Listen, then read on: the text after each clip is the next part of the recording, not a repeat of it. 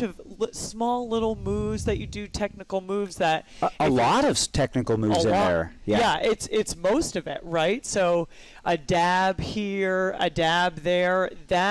That's really the name of the game, is like keeping this smooth, right? Like keeping a race smooth, and reducing the mistakes, because that's where you're going to gain a lot of time.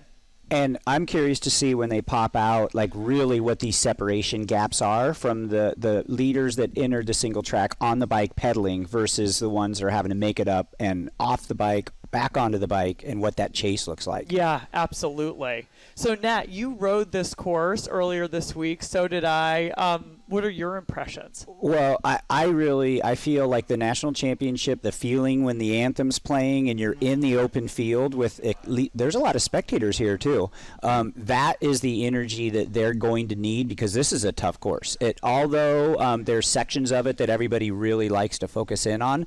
Like you said, if you're racing for the national championship title or racing for one of your better season races, you have to work hard and fight hard in spots that you're not prepared for today. Yeah, absolutely. This is a championship event, right? So a lot of these riders, all of them, they've really been focusing on this national championship race, focusing on all the training. And so here it is. It's game time, a time to take the ultimate test. It's race day. They're into it about, 6 minutes in right now. And by this time, you're thinking, oh gosh, I don't have the legs, or ooh, I'm feeling pretty good, right? So I got to get going here. This is going to be a good day. The energy level for everybody that's here on site got to feel it, but for those of you watching from the TV, the pits and the warm-ups and just everybody was up early this morning, excited for today. There's so much racing in store. Yeah, one thing that I've been really kind of struck and impressed with is, we're seeing a view of some of the signature rocks here. This is a little view of the feed zone. So think people getting lined up in the feed zone ready to go for this junior women's race. I've been so impressed seeing the amount of riders in these junior fields. Racing is, here we go. Here's this is what we've been waiting for. Exactly. This is our first shot out of the woods. So they've survived this technical single track climb, and now they're on to the more smooth part, but this is still climbing. Don't let those drone shots fool you. They are still climbing right now. So it kind of pitches up a couple times, and we're getting to the top of the course. So it looks like there's two bear riders out in front right now. And finally, they have a line of sight where they can see 30 seconds up, 40 seconds up, and the chase really kind of begins here for those that are really turning it on. Exactly. So, Nat, just like you were saying, it looks like those gaps are big coming out of that technical climb. And this course highlights those technical riders more so than any, and especially with the weather. So, Leah, I know you were used to kind of these conditions with wet and humidity playing that key, but there's a lot of riders that they're out of their element today and they're having to dig. Exactly. That's why it's so important to have the national championships kind of move around every 2 years to these different spots in the country. Because, it gives everybody a chance to have an advantage eventually, right? So this course, like you were saying, Nat, it definitely suits those more technical East Coast-based riders. And I love the East Coast technicality part. So for real mountain bikers, you got to have that repertoire to dig into the roots to be able to ride the wet rocks and these conditions like a demanding course here.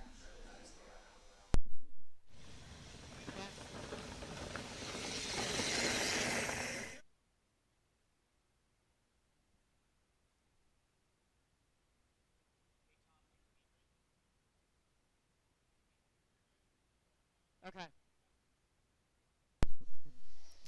Yeah, so here we are. We're about 10 minutes in this junior national championship, women's 17 to 18, and we have two Bear development riders off of the front. I'm taking a guess that it is probably those two bear riders, Vida Lopez de San Roman and Andy Agard. I mean, what do you think, Nat? I also saw Kaya warming up today underneath the tent earlier, and they were there early. So these riders that are on the front line, they showed up, and they were warming up properly, in my opinion. There are two junior women that are New England based here today. It actually looks like that leader is Kelly Harrington. And I was just going to say that bear development rider, Kelly Harrington, she is actually based out of Massachusetts, so she is used to these conditions. So she's loving this course here at Bear Creek, saying, yeah, these are just like my home trails. Okay, so we have a group of two, I would say probably with a 10-second gap. And then we have a chase group forming. It looks like about, wow. There's easily 12 in this chase if you count that little gap, right? Yeah, so interesting. This is anybody's race. So I saw at the end of that chase group, it was actually a racer, Greta Kilburn. So she was the other one I was going to mention, another East Coast-based rider. She rides for the Bicycle Express team. She is based out of Vermont, my hometown, my home state, and I actually have spent some time riding with her, and she has exactly what it takes. I mean, she races all disciplines, mountain bike, cyclocross, gravel, you name it. She loves racing a bike. So I saw her latching on kind of to the back of that chase group, and that's exciting. I mean, we're at the beginning of this descent, one of the descents. I think then after you see them disappear from this frame, they're going to do a small loop down the ski slope, down through some more technical sections in the woods, and then come back up. This 3-minute brutal climb. It's a kicker. And at this point in time, they really are making their moves. We saw a couple passes through the rock gardens, but that has to be very well thought out. And the pre-riding is key if you're going to be making passes on the downhills like that. Yeah, I would more likely want to pass on the climb versus the descent, because these are some very technical descents, and anything can really happen if you go offline, right? So you want to kind of stick to your line and make those passes when it's a little bit more safe to do so on this especially climb. With these rocks. Yes. So it's high risk. Yes. It's definitely a high-risk situation. More riders coming through. So, I mean, it's incredible. We have 62 junior women lining up for this national championship. And as we could see, I mean, this is a packed field. It's stacked. There's so much talent. These riders just keep rolling through. Right now, we're on lap 1. It's really anyone's game.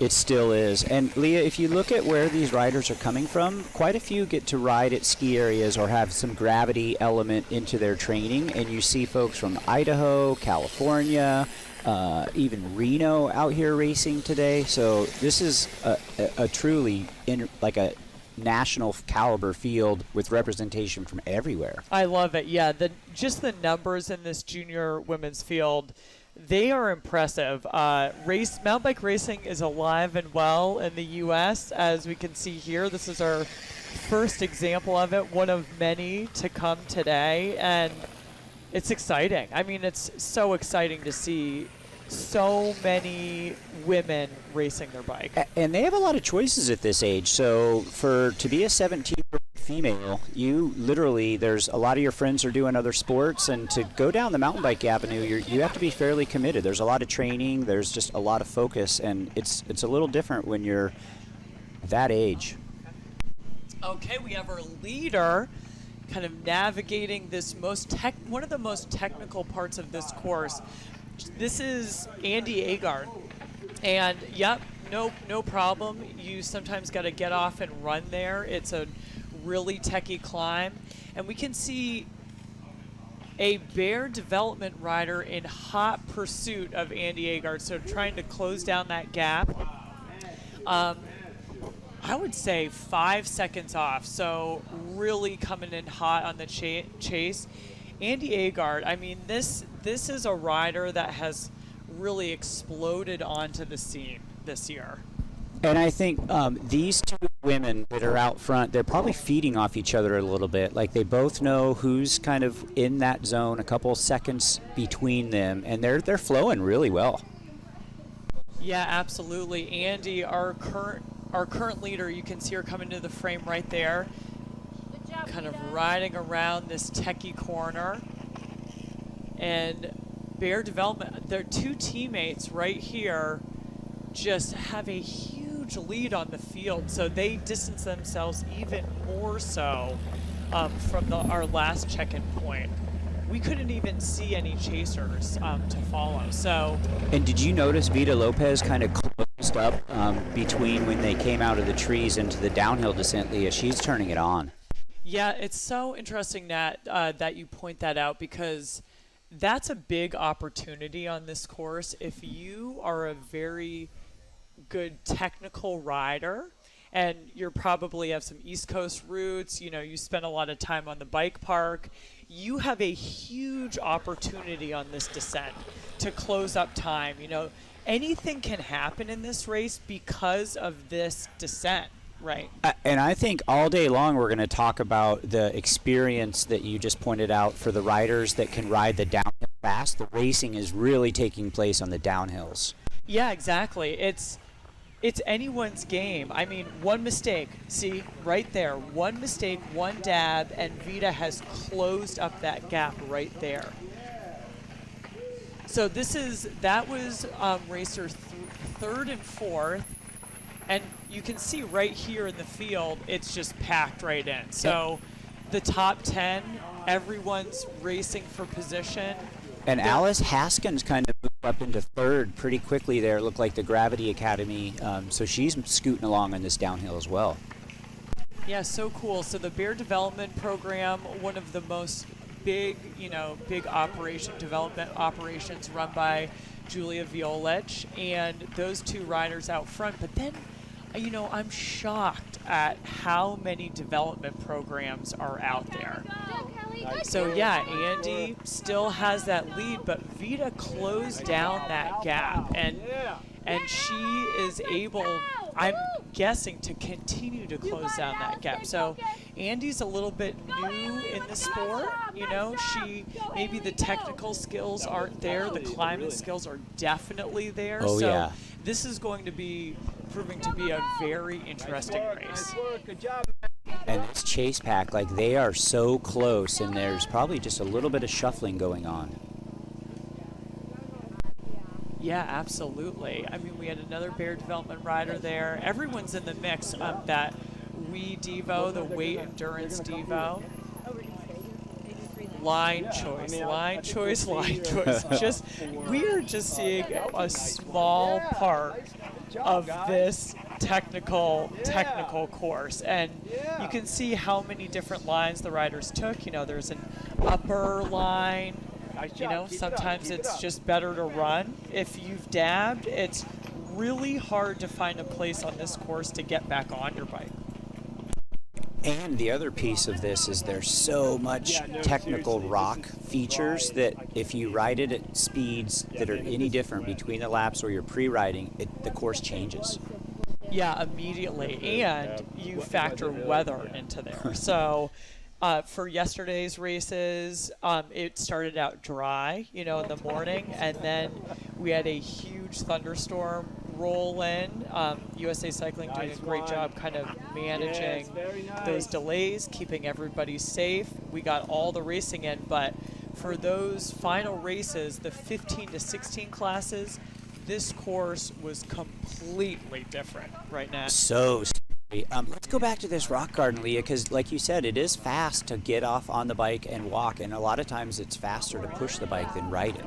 Yeah, exactly. So on that little climb that you see, this is what they call the heckle pit. So as the day goes on, we will see all this fill in with people, hecklers, people be wearing costumes. This is a key part of the course. And now, like you were saying, a lot of the times it's faster on an uphill, especially if it's a technical uphill, to plan to run versus if you dab and get off. That's way slower than if you dismount, kind of like in cyclocross fashion, plan to run, mount up, versus trying to ride it, you dab, you stop, you have to get off your bike. So I think we'll see, this is actually a key tactical part of the course, this climb that we're seeing right now. Like, are they leading? Are they able to ride it? Are they planning on running this section or walking this section, or are they dabbing?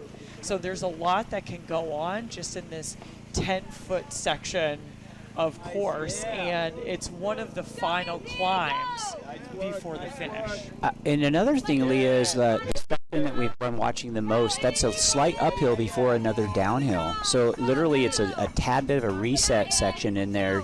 If you have the momentum to ride up and over, great. But if not, it's like divide it into another section where you can tackle the next piece that is a downhill that could be a bit smoother. Exactly. It's a chance to get back on your bike, get in the pedals, kind of reset. That alone is really hard on this course if you dab. I mean, this is an example right there. Here's a rider that has, put a foot down, kind of come to stop, and it's not easy to get back on your bike. And another thing that we're not seeing from kind of the trees and the way this race course works is where these riders here they're back into the feed zone already. Here we go. Yeah, these ladies are hauling. So I got a clock on this. We have two. Oh, I got a clock on this. We got two racers together. So that is Andy Agard and also Vida Lopez de San Roman. Correct? Or is it Kaya Patter? Or it could be Haley, because I'm just looking at their bikes and what was in the pits this morning. Okay. So I'm almost thinking Haley's in the lead currently. No, Andy Agard, I think, is in the lead, and it could be that second bear rider.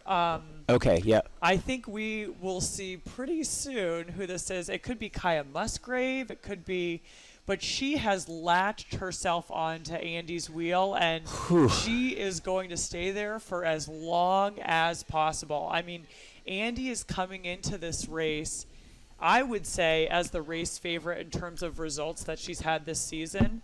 I looked him up. It's just win, win, win. All she does is win. Sounds familiar, Leah, so perhaps she's taking some notes. She actually, Andy, earlier this year, she went over to Europe. For the first time, she raced the Nova Mesto na Morave Junior World Series. It was a stop on the Junior World Series, big World Cup. And that's serious racing. Serious. Yes, you're going to race against all. Oh, look at the power. Kaya making a move on her, and I'm guessing before the technical section, she wants first. That would be smart of her. If she is better technically, she wants to get around Andy to maybe put her under pressure and create a gap, right? Like you're saying, a gap to third or even third plus the chase group could be determined here, and she could actually stamp a really good move. Exactly. But Andy, you can see she's a great climber. She said, "Oh, I see your move, and I'm going to counter it." So, okay, we're seeing who is in the lead. We know it's Andy Agard. Who is that second Bear Development rider? We will find that out for you. And where is third? Where is the chase from third to sixth? Oh, my goodness. These two ladies are putting their mark on back into the this feed race. zone.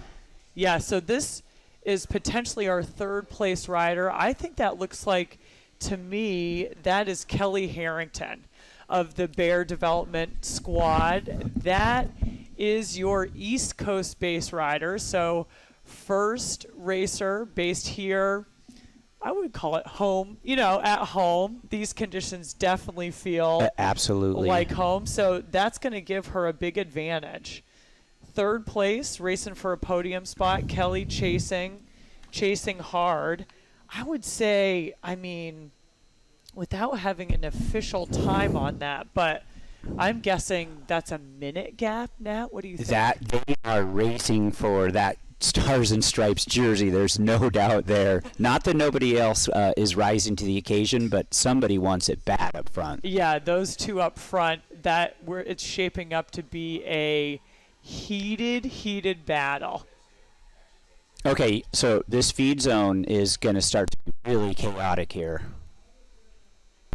Exactly. So, Nat, I know that you support some riders. You have a team coming out of Bentonville, and tell us about your tech zone, feed zone strategy. Yeah, especially when you have a lot of riders coming through. I tell you, especially the coolers are kind of key in this humidity, and also the icing element as well. So keeping those bottles cool, and then Leah, like we watch on the World Cups now, a lot of riders are taking a bottle just to cool down and dump on them as well. So more complications than when we were racing for the Swannies and the feeders out there. I thought we were fairly simple, but.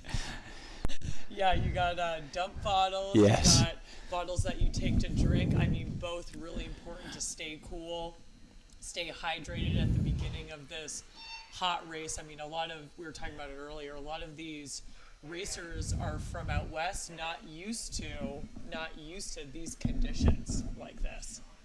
So Well, we're seeing Kelly Harrington, really hammering up this climb, starting her second lap here. And Leah, there's another section that we didn't get to see yet. That when they come into the feed zone, is also very technical. Right before they're entering this feed zone, it's very demanding. Yeah, exactly. It's maybe a little bit more pedally. You've just exited out of that rock garden descent. I mean, and I say rock garden, which I mean it's like a mile long rock garden. I mean, this is not just one. This whole course is a rock garden. So it's not like you're getting a lot of recovery. Your heart rate's still up and trying to navigate it. Right now? We're turning over to a quick break.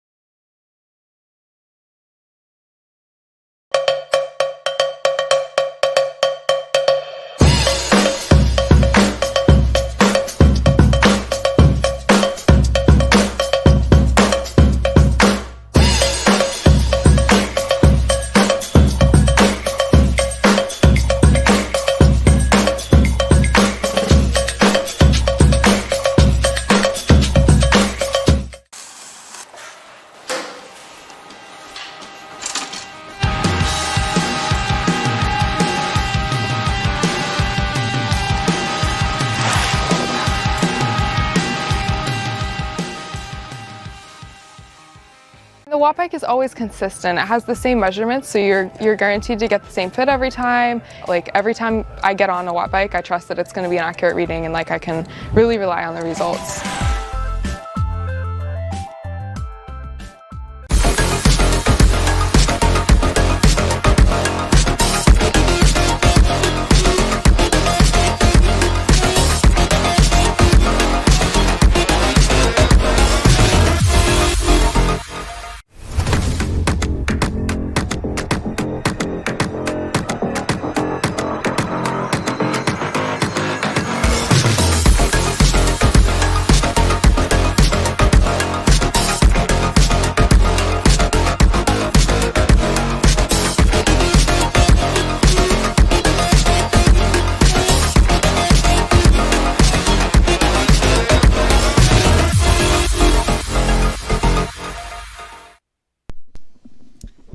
Okay, we are back here. Junior women's race, 17 to 18, here at National Championships at Bear Creek, Pennsylvania.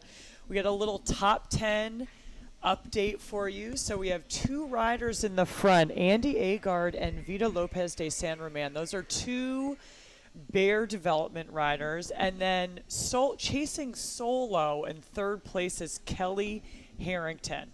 Then we have a couple of bunched up chase groups, right? Chasing hard, maybe working together.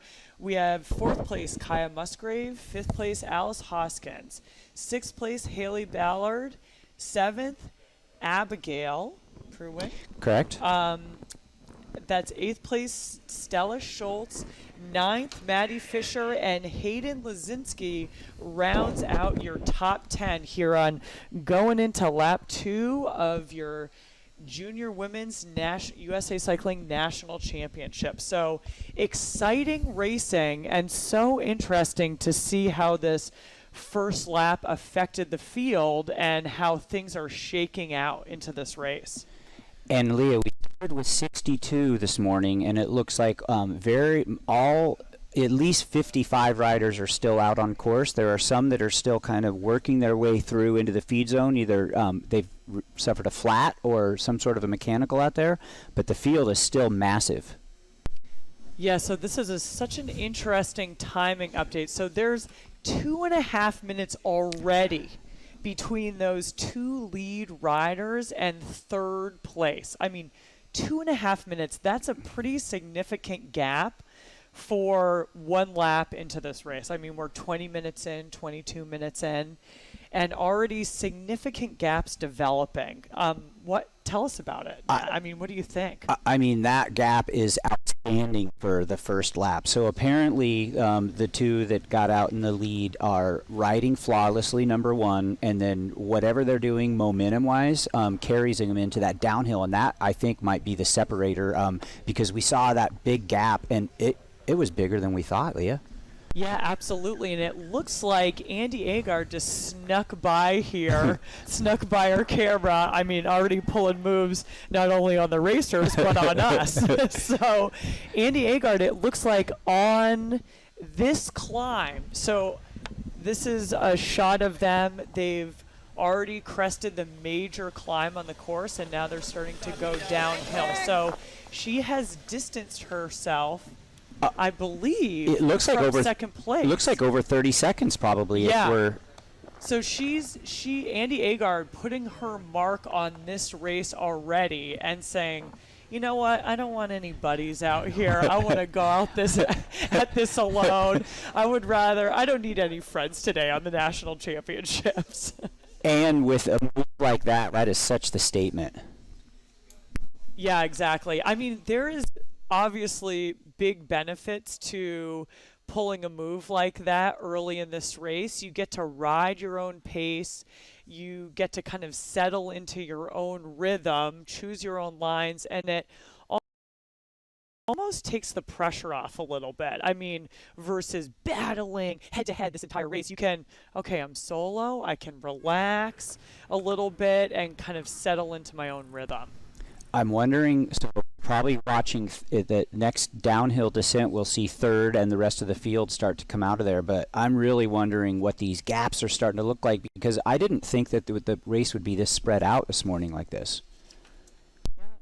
Yeah, me neither. Oh, it looks like there's another young rider actually coming out of Park City, so part of another development program here. That is Kaya, and I actually had a chance to ride the course with her yesterday. So she said, she shot me a text, hey Lee, you want to show me some of the lines? I would like some help out here. I can't ride them. So, you know, it was so cool to be able to, you know, help out. There she is in our frame right now, Kaya. So this is her 2nd national championship ever. New to the sport, racing in the NICA League out in Park City. Had a great result at Soldier Hollow, that national level race. 6th place in that race. So she's, you know, for a lot of these riders coming from out west, this is a huge challenge. It's completely different terrain, and I actually did speak with her this morning too, and she was so excited that she got to pre-ride with you. That made her day, and it's apparently making her race go really well. Yeah, having a solid ride out here, Kaya. So it's so cool to see. So, Leah, what are we looking at terms in like race strategy at this point of the race? So we're well into the meat of the race, and there's fairly large gaps. Yeah, it's this race has exploded. I mean, honestly, it's exploded. We're looking at 3 laps. These laps are at around 20 minutes, maybe a little bit over.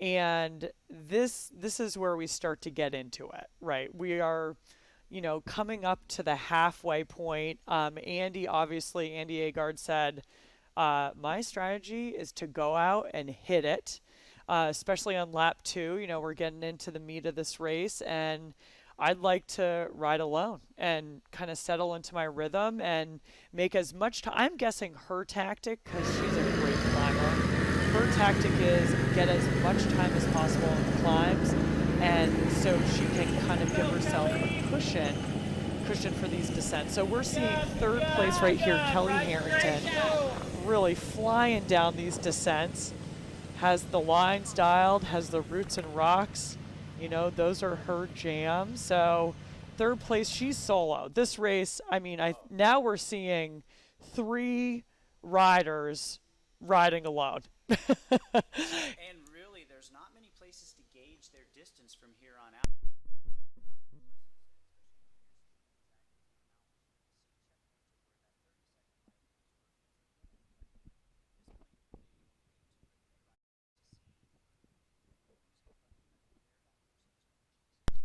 Nat, that's a great point. I mean, that is where you rely on the spectators, on maybe some friends and family or your team that you have out in the course. Oh, this is interesting. So that's Kaya Musgrave. So I believe that's Kaya Musgrave in 4th place there. So she has moved up. Oh, no, she's holding solid in Kaya Musgrave. So she's chasing Kelly Harrington in 3rd, and now we are seeing our leader. So Andy Agard choosing to get off her bike and run up this techie section, the Heckle Pit, get back on, get reset, and for the rest of the descent. So I'm so curious what the gap is to 2nd place, because going into the start of the 2nd lap, they were together. Neck and neck. Yeah. And like you said, perhaps it's her the climbing prowess that put her differentiated there, or perhaps climbing and descending. Yeah, exactly. I mean, in mountain biking and in a race like this, you need it all. You need to have technical skills, you need to have descending skills and climbing skills. So it really is going to crown a deserving national champion. So that was probably almost a minute that separates 1st and 2nd if we're just judging off of those camera angles we were watching with you guys. I could see Vida Lopez de San Roman. So she has some experience in cyclocross, and that was a smooth dismount and mount.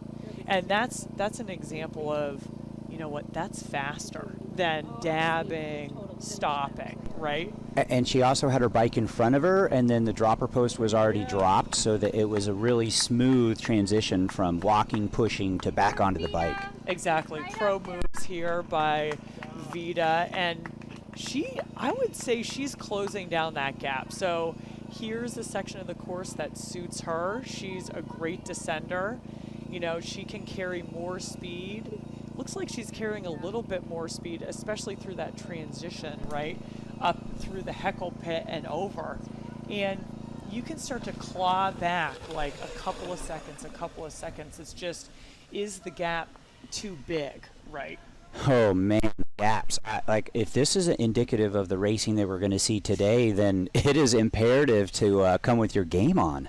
Yeah, exactly. And it's really important that first lap to be on it. You got to be on it from the start and have a great start to get yourself in good position. So I think we're seeing some of the riders in our top 10. We are, and it looks like we are now into like the top 15 onto the descent. Yeah, this is kind of the first time they get a little bit of recovery after that long climb. I mean, it's 10 minutes. That's longer than most climbs on most mountain bike courses. And punchy, relentlessly punchy out here. The part that blows me away is how close your handlebars get to the trees and these lines that you have to aim for the trees. Yeah, that's, mountain biking rewards the bold. We have to, some of these lines, you got to aim for the trees and then, go around them at the last minute. So, obviously, our top ladies, well, everyone's doing that here today. It's just lining up to the start line of a national championship and going for it. I think that's something to be proud of, right? It takes a lot to get here. Yes, exactly. Lots of training, lots of hard work and sacrifice just to get to the start line of a national championship and take on a course like this. I mean, there's some scary sections out there, and it requires a little bit of help from your support squad. I mean, no one can do this alone. So really congratulations for all the riders to take on this challenge of this national championship course. What I'm really enjoying is the size of this field today at the start line with the 60 riders that are out on course at this age group. Some of these riders still have NICA season left after this. This is one of the most important races for them of the season, and a lot of them brought support. There's a lot of family members here.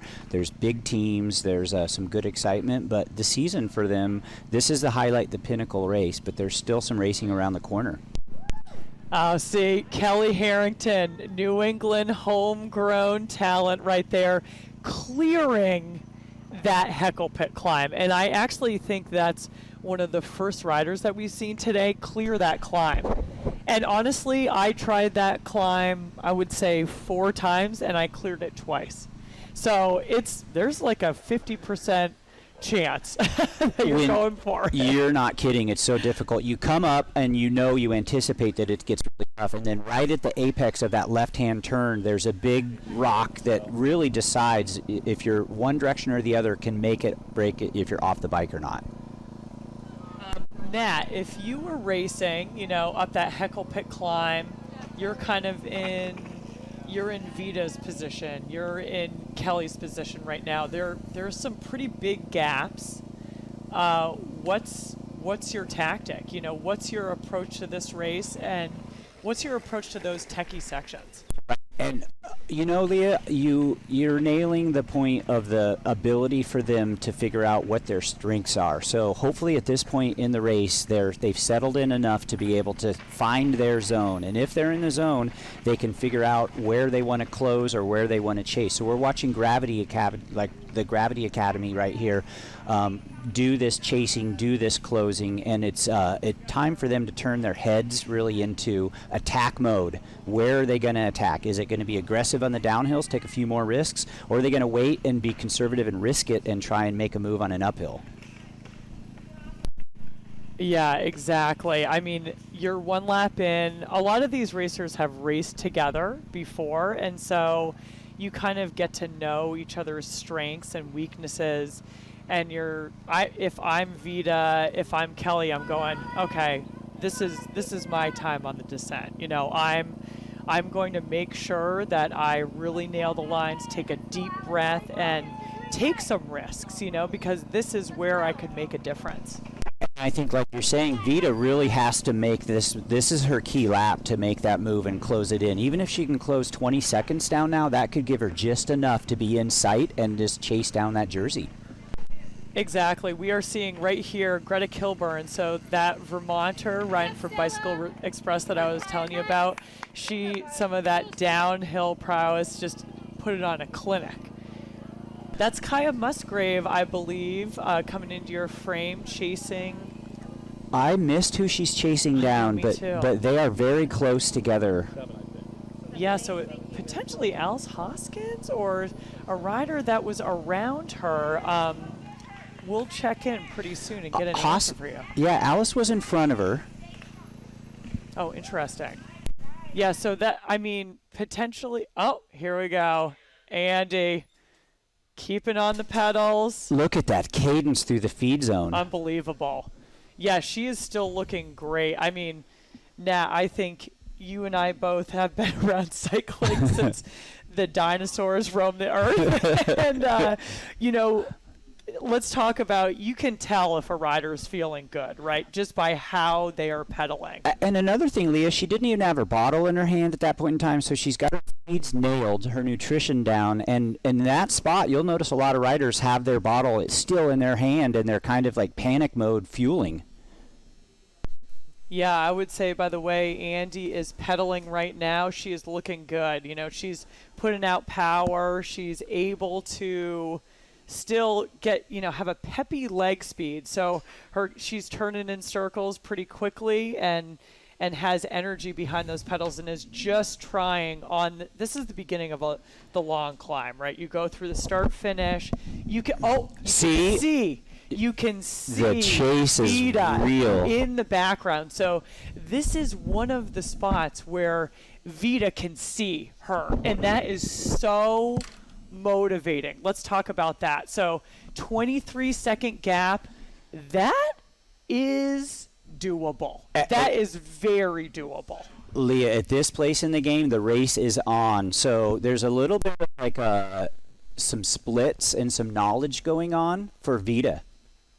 Yeah, exactly. So Vita is motivated right now. As a racer, if you can see the win, you can see the jersey in front of you, that automatically gives me like 50 more watts. I mean, Did you see her cadence? She actually was pushing down, it looked to me like more power. Exactly. I mean, she can see her, and you're like, okay, there's the jersey. I mean, right there. So they are going into their last lap. This is it. I mean, Vita knows that now is her time.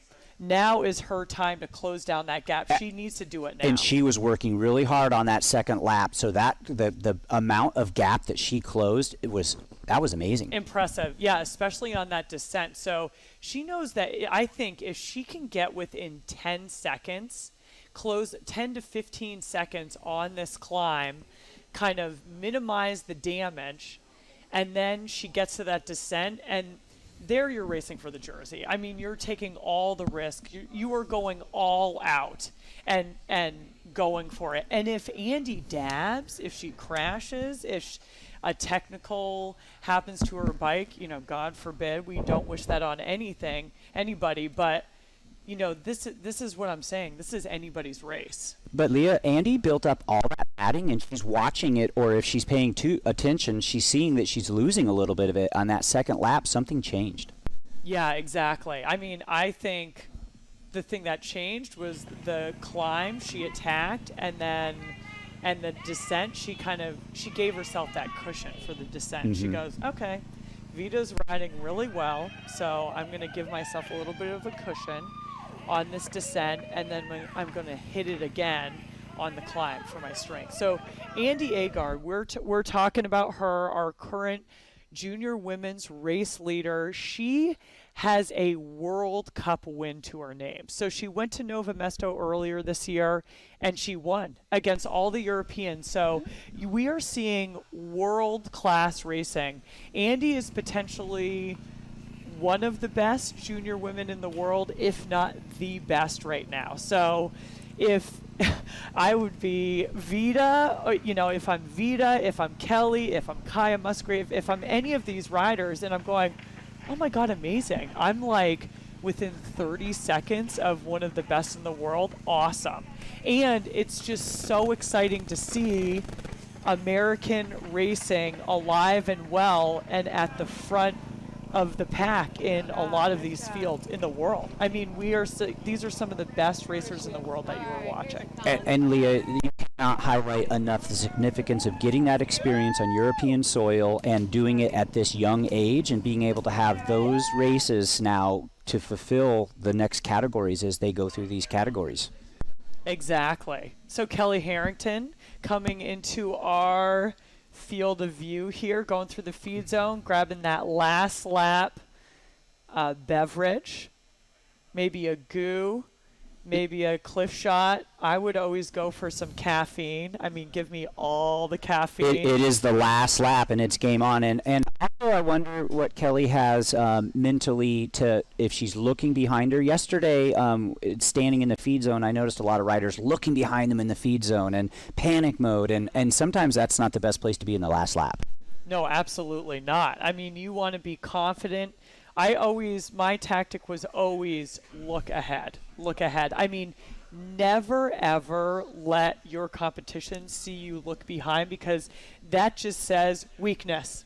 Not only that, but when you're looking forward and looking ahead, you're focused and you're racing for the jersey. Exactly. It looks like Kelly is doing just that right now. So having a great ride today. She's looking great on the podium. 3rd place. Right now in her head, you're going last lap, last time up this climb. And she's trying to hold on to that 3rd place at this point. Leah, do you think she can close into 2nd or just try and get one more step up if she can finish in this realm? I mean, it's going to take some big time drama for that to happen, right? I mean, that Kelly Harrington has she has a lot of work to do to move up to 2nd place. That would be 4.5 minutes. And let's see, 4th place, it seems like she has a solid gap. I mean, it's a little bit less than a minute. So I would say that's a great gap, to secure a podium spot going to the last lap. So you just got to keep it smooth. Oh, so we're watching the look back. So this is kind of her last chance in the field to see where 4th, 5th, kind of what the distance is. And man, there's a lot of racing left. You don't want to be looking back now. You got that right. So, my tactic would be if there's a corner, and you can kind of, if you look left where Kelly is right now, you can kind of see the whole race behind you, right? So she just used that opportunity to take a little bit look back, see, okay, where am I at? How much do I have to risk on this descent, or can I kind of keep it a little bit smoother? So 4th place,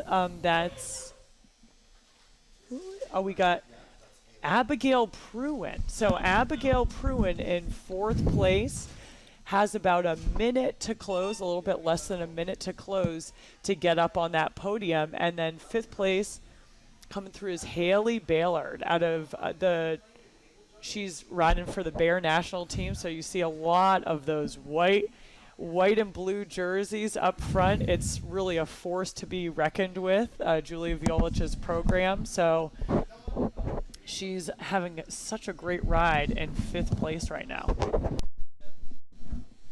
So, Leah, the bottles that they've taken at this point in time going into their 2nd lap, hopefully at this point in time they came into the race completely hydrated, but at this point they still need more fuel. So what we're probably not seeing is if they've taken a gel or some other type of nutrition, but hopefully by now they've had 2 water bottles down.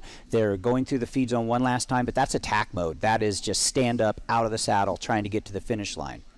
Yeah, exactly. I mean, that last time, really each time through this feed zone is so important, especially going into the last lap. So I would be taking, a caffeine, some kind of caffeine, a shot, just to fire things up and really push through that fatigue that's setting in for the last lap. They've been pushing themselves in the heat for a while.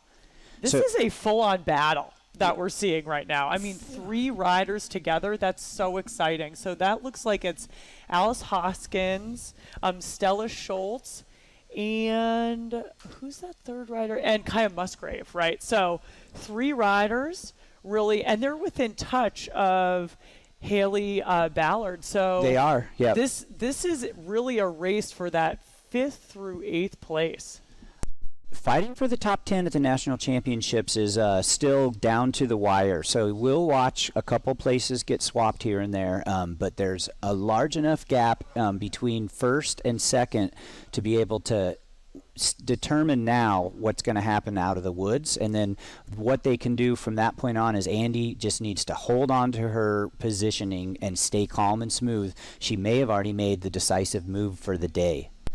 Exactly. And Vita is not giving up at this point. I mean, you can see, like, with these two riders that we're watching right now, look at the gap that rider following closed up just by accelerating a little bit through that beginning of the climb and kind of that transition into the climb. So really, if you have the power to put down and the focus and the energy to focus and really be smooth, and you can close a lot of time on this course. And Leah, we're going to see the national championships are very similar to a World Cup where you fight for positions. Every place counts, and it's not easy to make a pass. It takes a lot of energy and planning and strategy.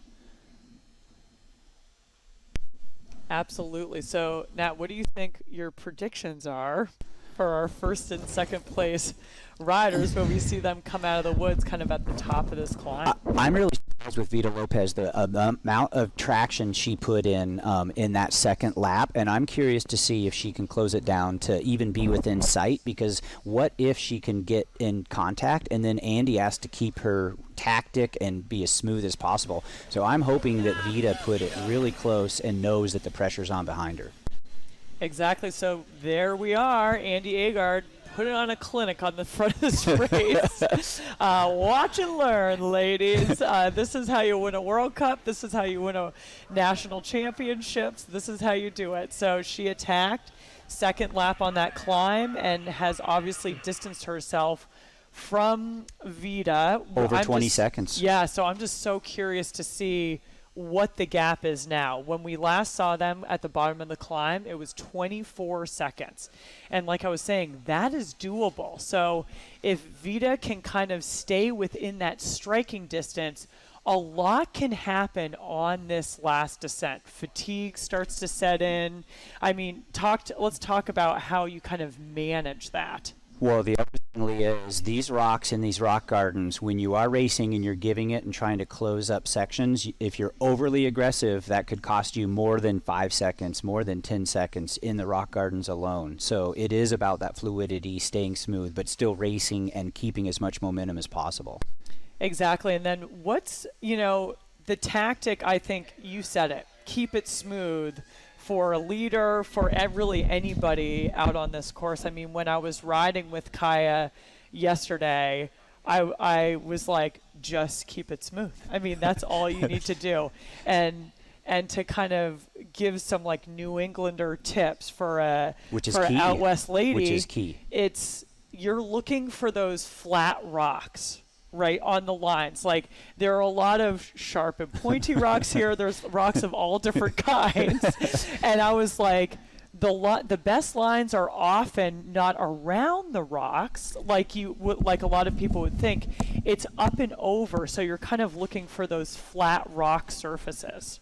Leah, the riding here, we're also climbing over these rocks as well, and the momentum is key, and it blows my mind, the rock garden, the continuous amount of rocks that are peppered throughout the course. So what skill set to be having a great race today and having it all come to play.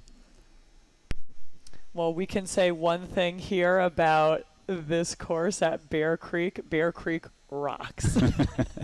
I mean, I love it here. This last time I raced here, it was in 2013 and 2014 at the national championships, and it holds a special place in my heart because I won both of those titles in the elite women's race. So I just love this style of riding. I mean, this is what I grew up riding in Vermont, and it's so nice to have a course like this because these are World Cup courses. Absolutely, and I think for you to have that moment and still cherish those memories on American soil is always special, but to have a venue on a separate coast than the Rocky Mountains or other than California, it is staple and it's key. So for American cycling for us to be competitive, we need venues like this, and continually for a size of a field like today, the future looks great. Oh, absolutely. I mean, we are witnessing, and we will witness all day today, world-class racing. I mean, several world champions towing the line. We have Andy Agard currently leading your junior women's race. She won a World Cup earlier this year. She's won about every single race that she's lined up for. So it seems like it's looking like right now she's going to keep that streak alive. I do not want to put the commentator's curse on her. So. No, but you did call We'll it see. earlier that you were mentioning where she was aggressive and where she started. Like the front end of that, from the gun off, the top 10, 15 ladies, like they were in it. Not that everyone else is not in it, but there's a big gap that started separating. And this course is so demanding that you need to have a really good start to be able to pop out into the downhill in good position. Okay, Andy Agard coming through the heckle pit, a little bit of a dab there. We're clocking this just to see the gap. So, And Leah, in your mind at this point in the course, is this almost okay, I've got more downhill left, but like they're shooting, what a closure for Haley. So for Haley to come in, or is this potentially a lapped rider? Okay, that's a lap rider. Thank So you. wow, Yeah. I thought some crazy business was going on here. And somebody closed the That's gap too out much of nowhere. shuffling. Yeah, that would be making a. Okay, so we are seeing third place come into view. So Kelly Harrington still holding on strong. We'll be looking for Kaya. No, excuse me. We will be looking for Vida, another Bear Development rider. Currently, last time we saw her, she was in second place and closing. So curious where Vida sits right now. We're seeing Andy, really taking a strong hold of this race, leading your junior women's race with a solid gap. Oh, and it looks like Vida coming in second place, coming into that heckle pit where she just was, and it looks like, I'm guessing the gap is a minute? And it was, last time we were talking about a gap, it was 20 Yes. some seconds. So. Yeah, and the last lap, the gap was similar on the climb. And so Vida closed a lot on the descent. So like I said, it ain't over till it's over. So who knows what's going to happen here, but,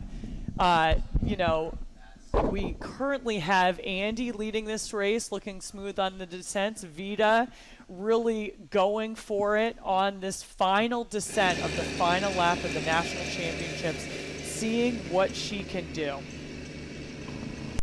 So for those watching this technical garden that's at the top, there's one more technical section that they still have to tackle, and the gaps that we're starting to see are real at this point in time. It's very difficult to close in the final 3/4 of this race from this downhill. Make up much more than 10, 15 seconds on whoever's behind or in front of you.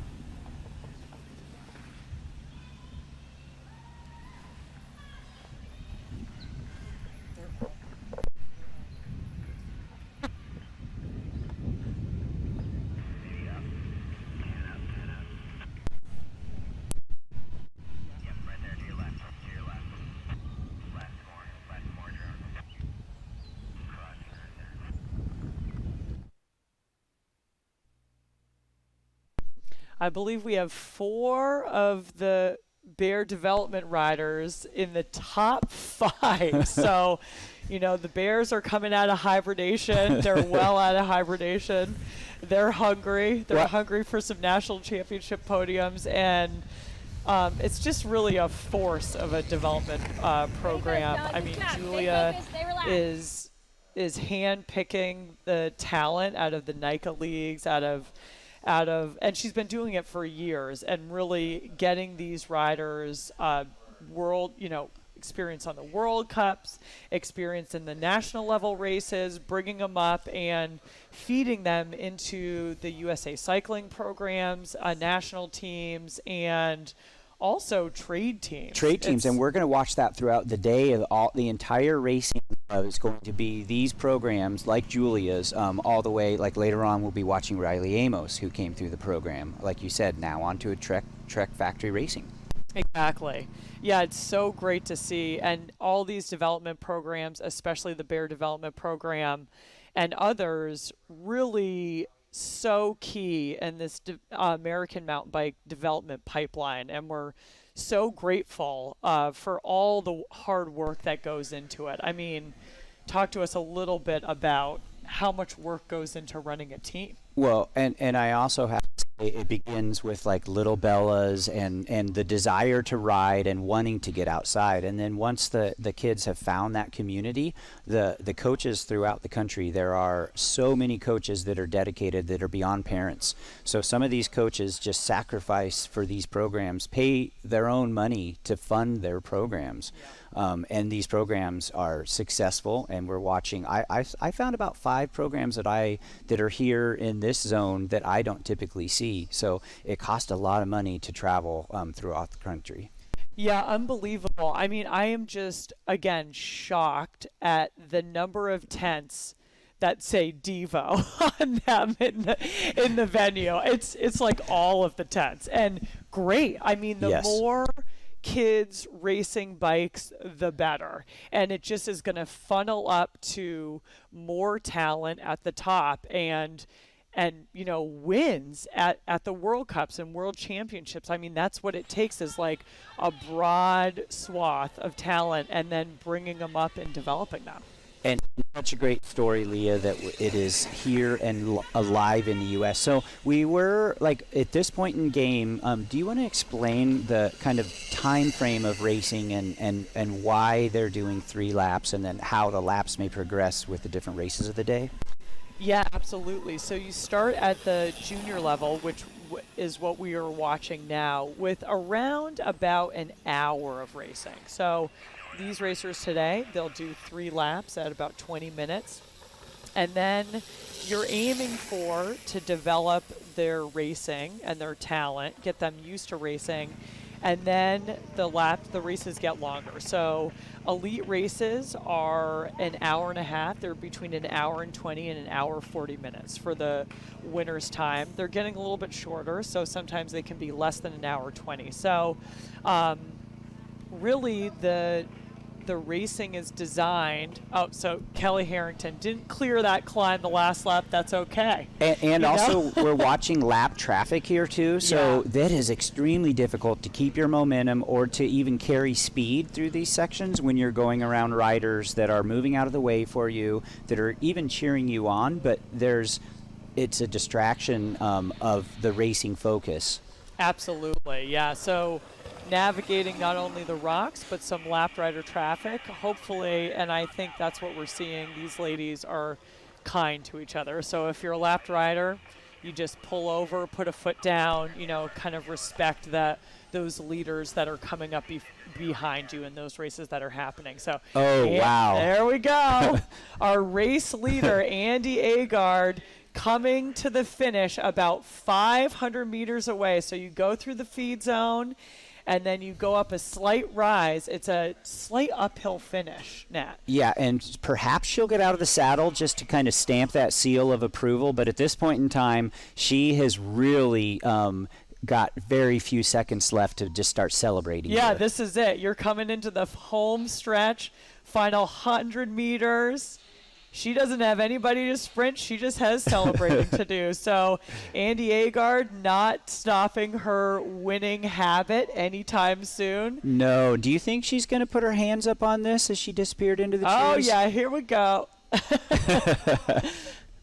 Posting up. She crossed that finish line, and that is our new junior women's USA Cycling National Champion. So Andy Agard now able to race in the Stars and Bars jersey. And that is special. Oh, it's always so special. I mean, so anyone who wins these races, they get to wear a Stars and Stripes jersey of their own design for the whole next year. So unbelievable performance today by Andy. And then we say Vita, I'm so curious what the gap is. It's probably less than a minute, I'm guessing, but Vita with a great unbelievable ride today. Yeah, and a lot of closure that she's done to get to second place, so she has earned that right to be on that podium position. But a little disappointing when you're that close to being the national champion on a day like today. Exactly. I mean, Andy is fast. She's won every race that she has entered, and Vita really gave it her best shot. I mean, I was impressed. She was latched right onto Andy's wheel, riding the descent so smooth, closing the gap, and never giving up. So congratulations, Vita Lopez de San Roman, second place in your junior women's national championship, and just such a solid ride here today. World class. World class riding, and all these ladies that are still coming in have got some phenomenal skills. So although the podium goes at the national championships to the top 5 riders, hats off to these ladies that fought, dug, that made it to the national championships. It's not easy to even make it here, Leah. Exactly. Like I said before, a hearty congratulations goes out to all of these racers here today that toe the line and get ready to race and take on the challenge that is this course. I mean, look at these rocks, right? This is not easy, especially when you're cross-eyed. That's Greta Kilburn coming into the finish, trying to use her Vermont skills to maybe pass a couple riders before that finish line. But we will see riders battling to this finish line because every position matters. The beautiful part is the support from today. So when we go back to kind of that feed zone pan shot, you'll get to see the cheering going on and the camaraderie. So although it's called the heckle zone, there's a lot of support up there, and the support also comes from the riders that are your competitors. And I think, Leah, you are a big part of that spirit, especially the women's team, to build the camaraderie with the hugs, the high fives, the stoke on the start line. That still carries forth today. So you guys really, in my opinion, kind of created the vibe. And I think a lot of other countries now probably are adopting that somewhat. But I was so proud to say, watching American cycling during the years that you were even wearing the Stars and Stripes, racing on European soil, but creating that bond of the women and just the passion for cycling. Oh, thanks so much. Yeah, I appreciate it. I think I was blessed to be racing with a extremely talented and just group of good humans, right? So we had fun, and my approach was, listen, we have the entire world to race, so why would we focus on racing each other and really being so hyper competitive in a negative way almost against your fellow Americans? Let's work together to become one of the best nations in the world. And yeah, if that kind of approach lives on, that's incredible. I mean, I think to see that teamwork in an individual sport, what we had was pretty special to gain 3 Olympic spots leading up to Tokyo. And which also explain, because we're coming on to an Olympic, so explain to the viewers kind of the importance of this experience today in the 17-18 race, to be able to get points, to be able to build that base, so perhaps again someday we can field 3 American Olympians. Yeah, I mean, we're going to be talking about it later in the day for sure. This is the year before an Olympic year, and so getting UCI points is really huge because the amount of Olympic spots, that start spots that you get, is based on your nation's ranking. And your nation's ranking is based on the top 3 riders ranked in the worlds and their points added together. And so we will see later on, you get more points for racing an elite race than a U23 race. So we'll see later on the likes of Riley Amos, Caden Parker, racing up in that elite field in order to get more points to potentially get the U.S. men 2 start spots. So unfortunately, it's a max of 2 start spots now for the men and women. For Tokyo, it was different for the first time, and hopefully not the only time, but the top 2 nations could get 3 spots. And so that's what the U.S. women worked towards, and we were able to achieve 3 start spots in the Tokyo Olympics. Now we're going for 2, the max of 2, and that's what the men and women, it's looking good for the women, the elite women, and the elite men have some work to do, and national championships carry a lot of points. So this is a key part. I love that we're explaining this, and then today we'll cover it throughout the day, especially during those races, because the going into the Olympic year, the national championships are happening in most of the other countries this same weekend, and then this is an imperative part of the progression of to the Olympics beyond, and then we're also talking about the next Olympics as well. So American cycling, we are focused, driven, and we're watching the talent racing here today that will be our next Olympians. Oh, absolutely. Yeah, Andy Agar, congratulations. You are our new junior women's national champion, and we are going to a quick break. We will be back soon.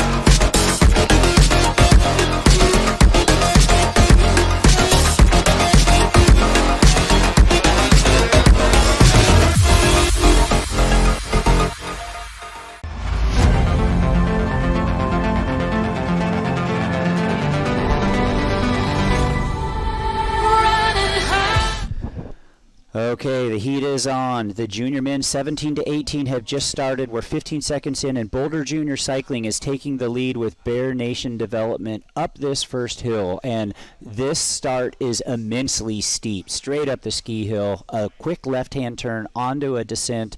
The grass is still slippery. It is early in the morning here, second race of the day.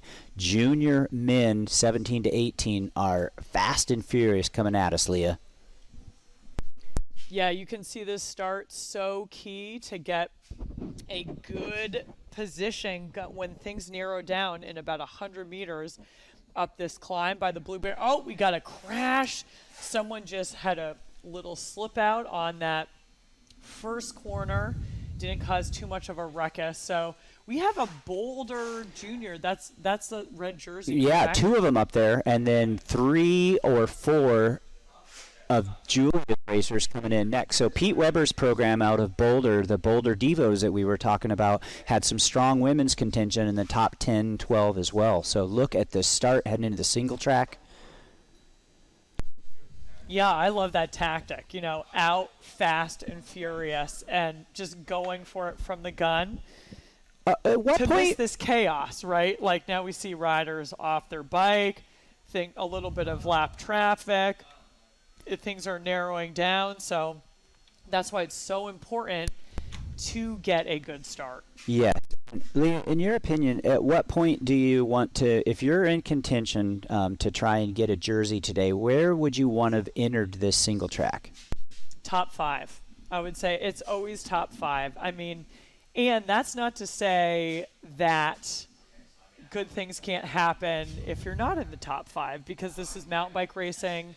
Anything can happen, but yeah, you want to try to avoid this because currently the front of the race is riding away and you're going, okay, have a great race. Here we I don't go. know if I'll see you again. The size of the field is insane. I think it's 160 some riders, but Leah, the inside seems to just be stagnant, like they're just stacked up and not moving, where the outside of the corner at least is funneling in still. Yeah, it's so tricky. I mean, there's some tape there. You cannot jump over the tape, so you kind of just have to wait your turn. You take this moment. I would take this moment to, okay, I'm stuck here. I'm waiting in traffic. I'm going to recover. Yeah, and the crazy thing is they're still climbing to do, so they'll push their bikes, and they only have like 10, 15 feet when they could start to ride again, hopefully.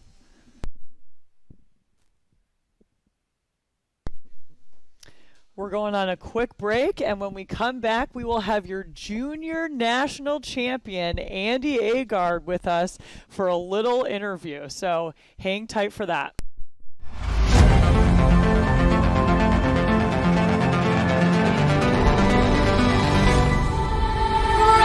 high.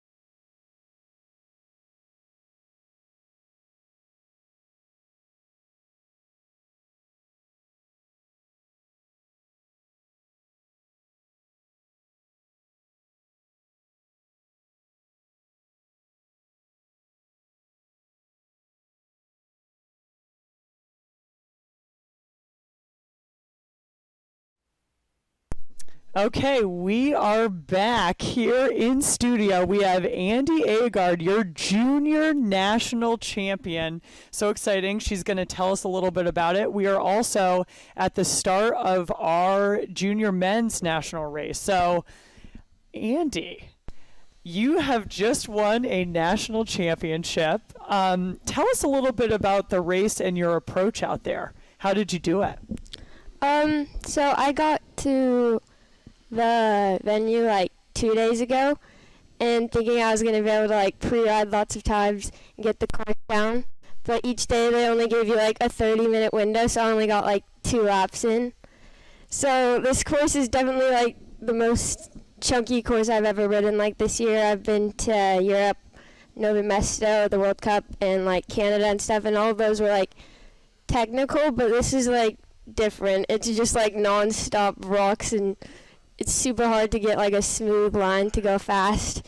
And so I was a little nervous that I wouldn't be able to ride it very well. But during my sister's race yesterday, I kind of was just like walking down the rock gardens trying to find good lines. And I just knew like the hill climb was like really good, so I could try to get a gap there and then just like keep it safe on the downhill. Yeah, absolutely. I mean, this course is unlike no other. It's a lot like European racing, but it's pretty much like one continuous one long rock garden nonstop. Yeah, so tell us a little. I mean, you walked the lines when your sister was racing, very smart. You didn't get a lot of practice, so was your tactic to kind of take advantage of the climbs to give yourself a buffer? Definitely, because I know my main competition is my own teammate Vita, and she's really strong and fast at the downhills. So I knew I was gonna, if I didn't want to lose her, I'd have to like get to the front before the downhill and then kind of hold her up. Yeah, that's smart racing, actually. Very smart. Like, you assess your competition. Okay, I'm stronger here. Maybe, oops, I held you up on the downhill. You know, that's playing it smart. What were you thinking when you were, you guys were together going into that second lap? What were you thinking? I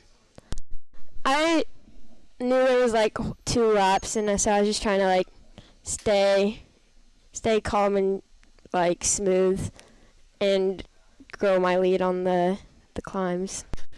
So you have had a unbelievable season. I mean, I look you up on mountain bike results and it goes win, win, win, win. All she does is win. And you went over to Europe for the first time and won Nove Mesto World Cup.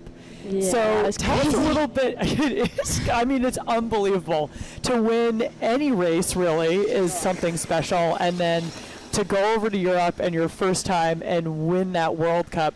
Tell us a little bit about that and your experience, and what you were expecting. Going to that course was just like a whole nother experience. You like get there and there's just all the people you see on TV and you're like riding next to them during the pre-ride and you're like, what the heck? And the course was super fun. Like, it was technical, but it was just like features that you could focus on, and then like there's only like 5 features, so you just have to focus on those sections. And once I got the course down, it was just like I was definitely nervous. I didn't really have any like super high expectations for my race because it was my first time in Europe, so I was just like, okay, top 10 hopefully. And it wasn't until I was like halfway through the race that I was actually like, oh, maybe I could win this.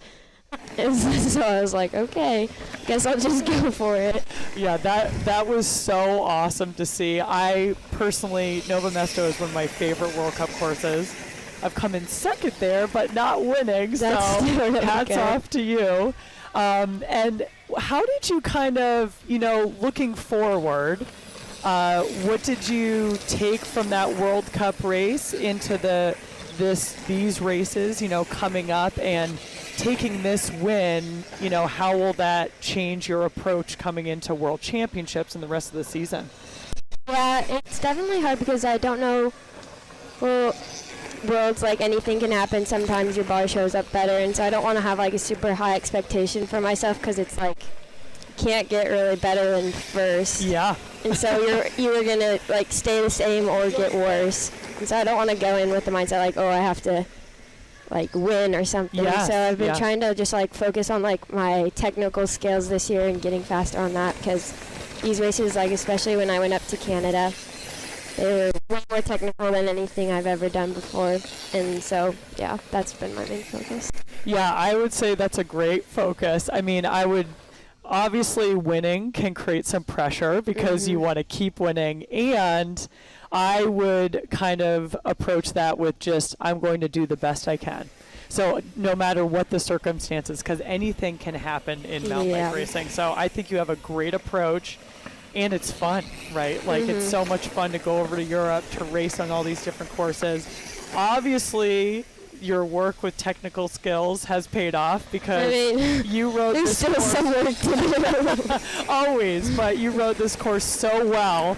I see our viewers can't see in studio, but Andy, it looks like you took a little spill. Yeah, I'm covered in bruises and scratches. I fell over on that super tight corner yesterday like 3 times. Yeah. So I just ran it this time, cyclocross style. Smart. And then today I slid out, but it wasn't like horrible. It was just on mud. Was that in the techie section? Or? It was like right after. It was like the switchbacks. I mean, like the berms right before the finish line. Oh, okay. Yeah. Coming to the finish, sometimes you relax. You go through all the craziness on this course. Well, Andy, congratulations on a phenomenal season. Thank you. On the national championship jersey. Really, anything else is icing on the cake, and really have fun the rest of the season. Thank you so much.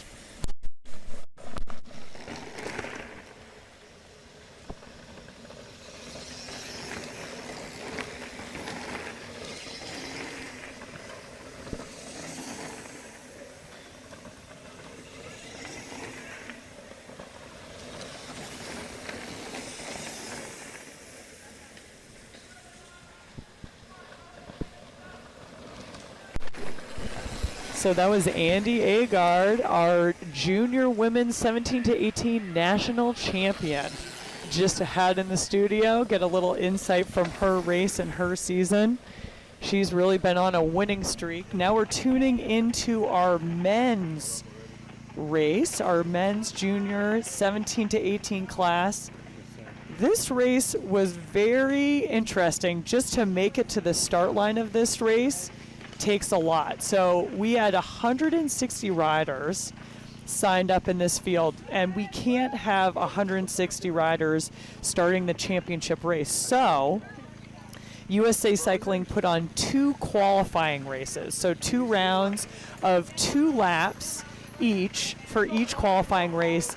And the top 60 riders from each qualifying race moved on to this championship race today. So if you make it to the start line of this national championship, congratulations. You've already made it through some qualifying rounds, and these riders, it's really a stacked field. I mean, so many riders taking to the start line, 120. So just unbelievable.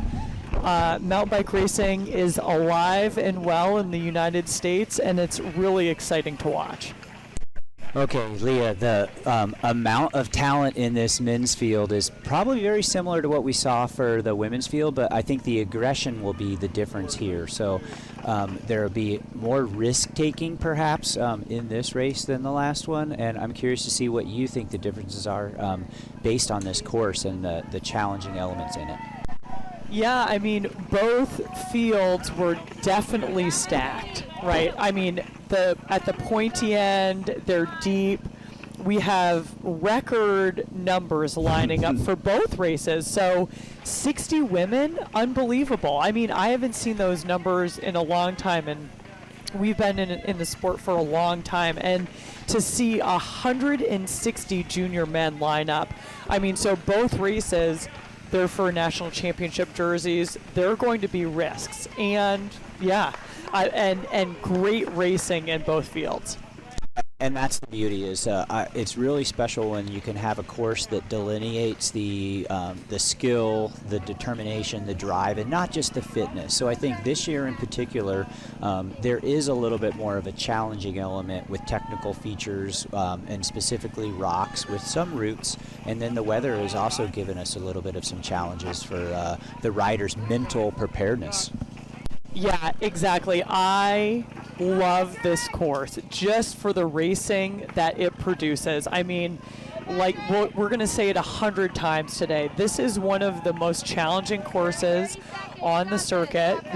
We heard Andy say it like, yeah, I raced over in Europe and there were just, 4 or 5 technical features to focus on per course, and this whole course is one big long technical feature. So we will really see a deserving national champion. I mean, you have to have it all. You have to have the full package. You need to be able to climb punchy steep climbs. You need to be able to climb a sustained climb for like 10 minutes. Absolutely. And you need to be able to find lines and ride them well under pressure. And honestly, a lot of the racing that we hear about would be an A line and a B line, and we can almost see 2 different lines here. And in racing in general, an A line isn't always necessarily the fastest line. Yeah, exactly, especially when you see the numbers that we see in this field, right? So first lap, things are stacked up, you're all together, and sometimes everyone's focused on the B or on the A line, excuse me, right? And so I would oftentimes on the first lap sneak around on the B line and Sure. go, haha, suckers, I just passed 15 people on As the B line. they wait to get into the A line. Exactly, as they wait in line. So those are the tactics that you learn as you progress through the sport. And yeah, these lines aren't marked, what we're seeing here, but I would say this is all an A line, quote unquote. Good point. But there are definitely different lines. And when I was pre-riding, I would kind of take that high line that we see a lot of racers taking on the left, because this sets you up better for the corner. If you take the right line, you're kind of teeing into the corner, and you almost point. can't make it. No, right? it is such a sharp left.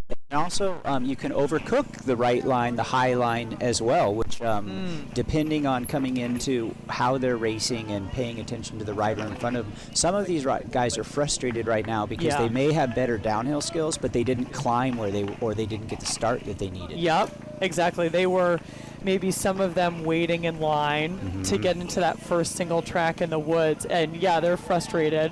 They're also teenage boys, so we're going to see them maybe overcook some things. A few mistakes may be made today, just saying. I mean, the stakes are high, right? Like, this is a championship event. It's for that really special national championship jersey. The chance to wear it, to even pop in a top 10 here is an impressive thing. And so you will see these riders, to your point, Nat, earlier, take big risks. Big risk. So this is the section right before the feed zone, and I think different than the earlier race, we have a few seconds to prep to see who's going to come out into this feed zone now with a little bit of an aerial view. And then this gives scope. So there, a quick right-hand turn out of these trees. There we go. There's the lead. Here we go. So we have riders together, potentially more riders than we had in the women's race, right? We had a separation of 2 riders and then some big gaps after that first lap. But this junior men's race, it looks like it's a little bit more tight, a little bit more stacked. I feel like it's more of a tendency of the junior boys to go out hard and potentially explode. So we may see some big drama in this race. So we're going to get some names for you, but it looks like there is a lead group of 3 right now, 2 Bear Development riders, 1 Boulder Junior. Devo, yeah, and I think probably a chase with more Bear and 1 more Boulder Devo as well. Okay, so it actually looks like we have 4. So 4 in that lead group. And they're Surprisingly, they are not drafting off of each other. So what's with that? When they came out of the feed zone, there was a little bit of like chaos going on, and maybe they're not settled in yet, Leah. I mean, it does not look like it. They are attacking this climb full gas and really just trying to get onto each other's wheels. Okay, here's our chase group in the feed zone. So it looks like, yeah, everyone's making sure they get a bottle, get a gel. They're closer together. So they're drafting off of each other. Drafting is when you are riding close enough to someone's wheel that they are breaking the air in front of you, so you don't have to take on that wind. And it's very important in a race like this to conserve every little bit of energy, so then when you do make a move for a pass, you have that reserve. Exactly. So we have, okay, Nicholas Konechny, Magnus White. This is your top 4 riders. So, Owen Deal. So that is a rider out of Vermont, so you can tell I'm a little bit partial to my sitting in home fourth state right of Vermont. now, Yeah, right? sitting in 4th, but really in that lead group, that's anybody's race. I mean, no one has separated themselves out of that lead group of 4. So Owen Deal, let's talk a little bit about him. He hasn't done a lot of the national races. He spends the winters in Vermont. He's a free skier. Okay. So, and he competes free skiing. So, what an interesting combination of both free skiing and mountain biking. But Leah, I can it. tell you that aggression helps him out, and it also gives, because free skiing, they need power. So a little bit more in the weight room, a little bit more of that solid strength. And I would imagine that Owen, it's his thing is like, how does he build up his endurance, and what does he do to motivate himself in the summer? Because typically this was the same route I went. I was a skier, and then mountain biking was the training for skiing. So there's a lot of crossover. Yeah, absolutely. And we talked about it. East Coast rider, used to these rocks and roots, and that will definitely benefit him here today. Well, it is not time to settle in at this point. So now that some of the guys are coming through the feed zone here, they're scampering to stay in this top 15, top 20 zone that they're in.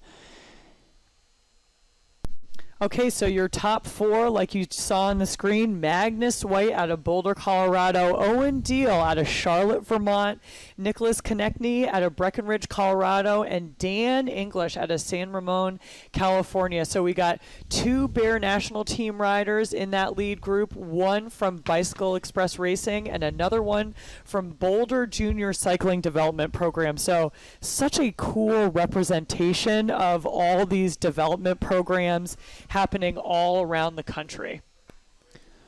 Okay, Leah, so on this first lap, they've got 20 minutes down, and it is literally into the trees with more climbing and then a lot of tech in front of them. Yep, and we're seeing some lead groups, some chase groups start to form. I mean, really, it's a steady stream right now that you're seeing taking on the beginning of the second lap and the beginning of that second climb. And I think one big difference we're going to see between the men and the women, there's Ryan Drummond there. He just took, the rider out of the feed zone took a water bottle with an open lid and put water onto his back, and that will help cool the core temperature down, similar to the warm-up vest. And I did notice that some of the gals this morning had ice vests on. Yeah, the heat management and temperature management is a really important factor to today's racing. I mean, I would say the majority of these racers are from the West Coast, and so they're used to maybe a little bit more dry conditions, not as much humidity. You get off the plane for this race, you get out of the car, and you're swimming through the air. And then the air conditioner. Some of these riders, if they're in the desert, they're not even used to air conditioning. So they've got the air conditioning at night and then this humidity to race against. They are sweaty. Yeah, exactly. So taking that dump bottle, dumping it in the feed zone, trying to get just a moment of cool, very important. So we're going to switch out commentators here. Nat, do you have some business to go do out on that course? Some riders to? Oh no. Yeah, actually, I think you get a break this time, and you get to recharge. Amazing. Yeah. Okay, so I'm going to take a break, and we have our USA Cycling National Team coach joining us here today. It's Jesse Anthony to give you some insight to all of this racing here today. He has his finger on the pulse, so we're pretty lucky to have him join us here in the booth.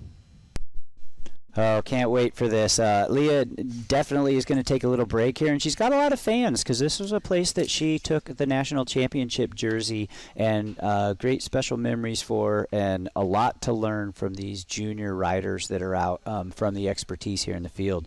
So joining us now, got special guest Jesse Anthony, straight back from overseas, and definitely this is where the talent happens. This is the actual next predictors of racing in the U.S. Well, for those of you just now kind of joining, you're watching kind of the first lap. So they've got 20 minutes of racing under their belt, the junior 17 to 18-year-old men. And literally, they started off with such a massive field size. Same with the women that raced earlier, 17 to 18, first category to launch this morning. And we're really seeing kind of the feed zone into the first lap. And Jesse's going to give us a little bit of some insight as to how tough the race is going to be today for these guys. So Nat, great to be here with you. And hey Nat, great to be here with you today. And I just watched the finish of the 17-18 women a little bit ago. That was such an amazing race. Andy Agard, Vita Lopez de San Ramon, and of course Kelly Harrington in third. But yeah, they were thrown down out there. There were no punches being held back. What an impressive race. And of course now we're in the junior men's race. We saw that group of 4 come through on lap 1, and it looked like they were maybe thinking about how they were going to win this. I think it looked like a bit of a burner fast lap because the gap behind them was pretty big, but there's 4 guys who were close, and of course whenever that happens after one lap like that, then they always take stock of what's going on and think about what their strategy is going to be for the rest of the race. So, Jesse, once they disappear from this feed zone back into this climb, the difference between the first and second lap, now there's some established little zones going, 1 or 2 groups working together, and now we're going to watch some riders coming out of the trees that have finished their climb onto lap 2, and this is where we saw the women's race kind of really start to faction, where Andy put her stamp of approval onto the race. There were 3 ladies in that group, and then in the men's race coming out of the trees, we're probably going to see at least 4 that we watched going into it come out all the same. So real soon we'll get to kind of see what happens coming out of with the men's leaders. Okay, so here we have some downhill action coming at you, which would be lap 1 from this side. Yeah, I think we're in the second lap now. That was Owen Deal we just saw come through from Bicycle Express. He's in this lead group. This looks to be Ian Brown coming through. I can't tell exactly what place he was in. We don't really have the placing counter out there, but you can definitely see now this group has been split apart. And I mean, that's the nature of this course. That first climb is long. It's undulating and but no super steep parts. But then the second climb in the middle of the course is absolutely brutal. It just sears the legs. It's one of those minute and a half straight uphill, and that's where if they're tired a little bit, sometimes they can hang on to those climbs that crest out a little bit and give some rest. But when it comes to those steep punchers, that's where the legs really tell you where you're going to be. And a day like today, like it's been a long season for some of these guys. So if they're coming from a different race zone and not quite recovered, then it's really going to hit them in the face today. So Jesse, it's really hard for us to tell kind of exactly what place we're looking at here, but this is still that group that it's either the chase group from the lead 4. Good job, man. Yeah, I think this is the chasing group that was Miles Matern leading. There's Lee Bryant from Boulder Junior Cycling, and a couple other riders. I wasn't quite able to catch the numbers there. But yeah, I would say the gap there's a sizable gap, but yeah, between the top 4 and then this next group. So it seems like that front 4 has really established themselves. And as far as this next feed zone goes, it's a little bit imperative that they just stay fueled and keep as cool as possible, because the day is starting to warm up, and we see a little bit of wind down here at the base of the ski area. But as you move up towards the top, you're hoping that there's some airflow, because it is muggy, humid, and stuffy. And to keep your body temperature down, you still have to race these downhills, Jesse. A lot of folks think that they're just pedaling on the downhills, but this is the national championships. Yeah. Well, this course does offer a few sections of rest, but it's never as restful as you want it to be. And then a majority of it really does kick back at you. So there's that long climbing section. You really got to get in a rhythm there. And then a few spots where they can, on the downhill, the first downhill, where they can take a breath. Then they hit that second climb, and like I said, that one's just absolutely brutal. And on the way down, it's technical for a long time, so you don't get real rest until the bottom. There's a bit of flow trail, and then the flatter grassy section coming through the start-finish. So we'll see how they reset. It looked like on the first lap, Nicholas Konecny was just driving it through that bottom section, so he didn't want to give his competitors much rest. Apparently, he felt like he didn't need the pace to slow down at all. And we'll see how that pays off for him, because if he calculated his effort right, then maybe he was feeling really good. He felt like he could ride them off his wheel. We'll have to see the next time they come into a camera shot. Well, I think if that's Nicholas's strategy, then he's making his move in the right area, because he's got to kind of pull apart at some point in time. So we're getting ready to go to a break here, Jesse, and can't wait to see what happens when they pop out of the trees next. Right on.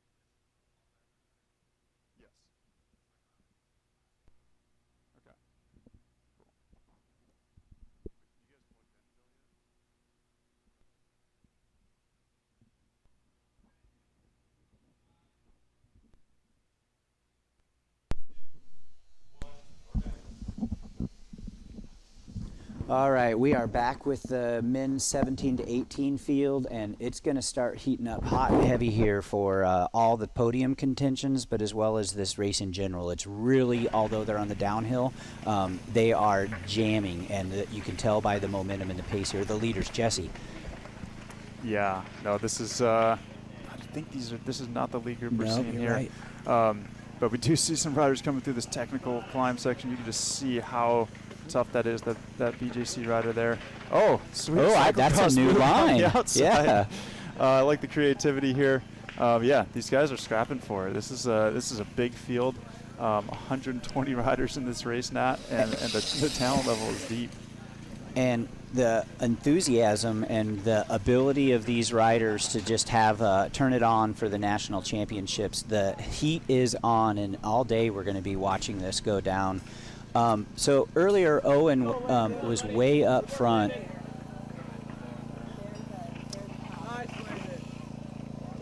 Yeah, we just see that wee development rider coming through. Oh. Yeah, I mean, that's the thing, Nat, is like this we're seeing one section of this rocky technical downhill, but it's actually quite a long section. They have to navigate, I don't know, I'd say maybe 300 or 400 meters of fairly technical rocky single track like that. And it's not just that any one section is that challenging. I think each section, if you broke it down, is not that hard for these guys.